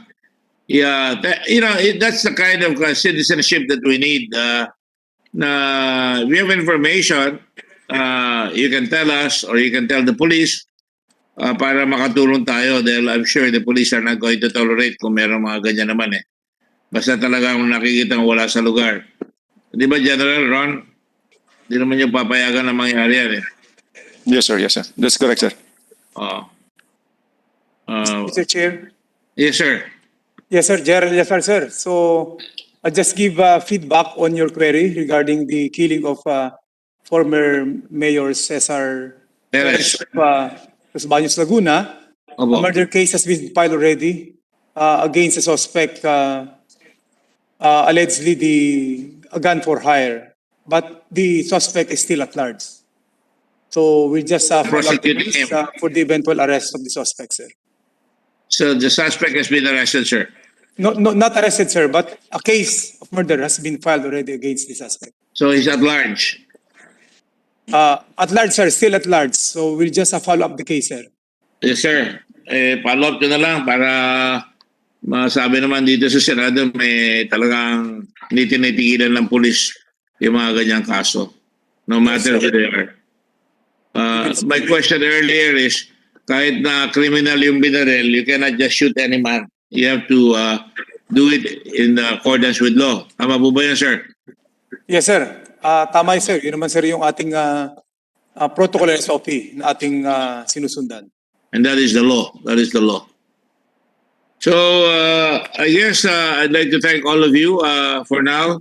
And we will suspend the hearing and we will announce to all of you because it's kind of hard to get hearing spots nowadays because we're all on what we call virtual TV. But it's effective nonetheless. I would like to thank you. I hope it was not a waste of time on your part to come here. And the committee would like to express our deepest thanks and appreciation to all those. We just want to make yung mga humahawak ng mga kasong sinabi ko, yung mga binaril na barangay tanod, yung iba't ibang kaso na si sa Florida Blanca, si Labonera, yung sa Tanawan, Antonio Alili. General Lizar, could you just give us a follow-up on these cases? And now including the case of Mayor Aquino and Mayor Perez. In the meantime po, we thank you again for your support and cooperation. Larny Lim, what office are you from? I'm sorry. Commission on Audit, the statement has already been made. Thank you for attending.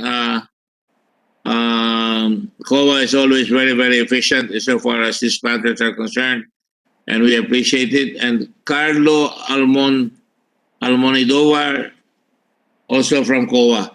I thank the very robust participation of COA here, together with Attorney Senya Rosa, for coming here and expressing your views on the matter. I salute all of you for coming over and caring for the situation. I was going to ask my good friend Ed Galvante kung may plaka yung kotse ni Mayor Ignacio, ni Mayor Lacson. May plaka naman na yan, di ba? Government plate. Governor Aquino, Mayor Aquino. Egay. Your Honor, hindi po nakita sa litrato, but we'll check, Your Honor. Yes, thank you. Again, General Galvante is still a very good friend of mine as far as I'm concerned. I don't know if he considers me his friend, but Mutual, Your Honor. Mutual. Thank you. Ang hinahabol natin yung mga nasa paligid niya na medyo may kapilyuan. I don't have any idea kung kayo meron, but I have no reason to believe that you will involve yourself in such shenanigans. But I'll see you at the next hearing nonetheless. Thank you all very much, gentlemen and ladies, for your kindness. Again, we will just inform you for the next hearing. I salute all of you for your,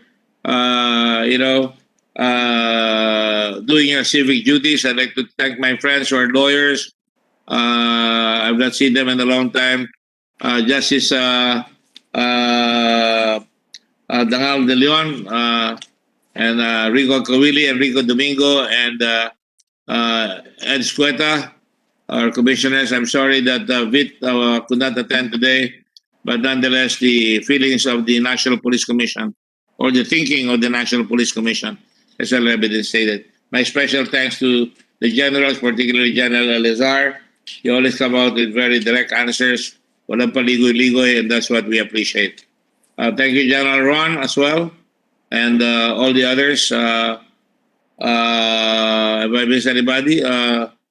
General Ferro. Again, I remind you about the cold cases. Please submit it to us. and General Marcos for Directorate for Investigation on the record of police cases, yung mga police na may kaso sa inyo. Kindly send it to us. Thank you all. May God bless the Republic of the Philippines, and may God protect your families from COVID and from other bad things. And I would like to bless also itong Undersecretary ng Local Government na Batang-Bata at saka my good friend Jojo of Metro Manila, who does yeoman's work in helping us quell COVID. Be careful with COVID because we have a very, very strong strain going around. Di ba, Jojo? Marami tayong COVID ngayon. Yes po, Senator. Talagang kailangan mag-doble ingat po ngayon yan.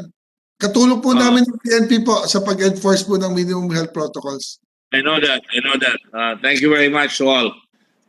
God bless you. And if you need anything from the Red Cross will serve you no matter who you are, because that's what we're here for. Thank you very much. Mabuhay ang Pilipinas. Take care. Stay safe. Thank you, Senator. The hearing is suspended. Thank you. Thank you very much.